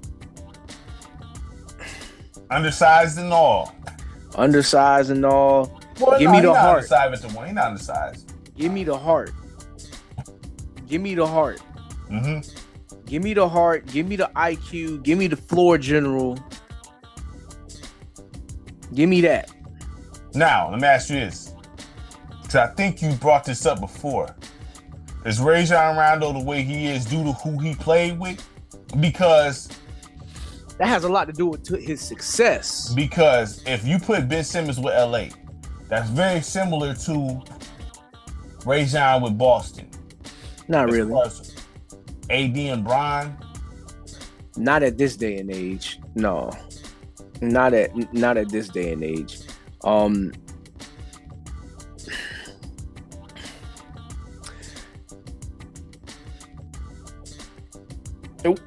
Okay, so here's the thing. Any point guard, any real point guard, their success is going to be solely determined on what they get from out of their teammates when they pass them the ball. Like, I can pass you the rock when you got an open shot, but you got to knock it down. Yeah. I can pass you the rock when you cutting and going to the lane, hit you right where you want it at, but then you miss the layup, you miss the dunk, you fumble the ball out of bounds, like all of that stuff. I can do all of that for you. Would you have that problem with Kenneth Bryant and AD? I don't think Bryant have a problem cutting to the lane, doing what he got to do. I don't think AD have a problem cutting to the lane, doing what he got to do and scoring down low. I don't think Kenneth have a problem hitting open threes. Yeah, but the issue is going to be, will Ben Simmons know how to read the floor properly to get it to the right person at the right time? He can't read the floor properly to you? I'm talking about with his confidence, because you got to do that with confidence. Because for you to be the floor general, you got to have not only the confidence, but you got to understand the timing of your passes. You can't be late. That's why I say playing with who you play with. I'm not, because that's the thing. I don't think Joel Embiid is a great leader, personally. No, he's not. I don't think he's a great leader. He's not. I think LeBron is. He's not. Whatever, LeBron is able to extract certain things out of players that I like. To me, it's like, yo, even to this day, you know what I'm saying? So if Brian can extract, it's just the fact that when Brian was in Cleveland, he was able to play with it. You know what I'm saying? He was actually able to perform with this. But LeBron is now older. So, but I think he can extract certain things out of players. You know what I'm saying? So I just that's a project, man. Ben Simmons is a project, dog. I'm gonna just leave it at that. My iPad about to die. I'm on 4%. That's cool. Yeah, it's about that time anyway. So pretty much we covered Mike Brown getting Mike Brown, that was did bogus. dirty. That's out of pocket. Jimmy then Butler, who he should go. And then this right here. We talked about Zion a little bit. We talked Zion a little bit, talking about Ben Simmons a little bit. Yeah. I mean, it is what it is. But yeah, I mean, you know, we'll be back too. I mean, once the trade deadline hit, that's definitely another show because that's coming up soon. So when is the trade deadline? That's usually around what?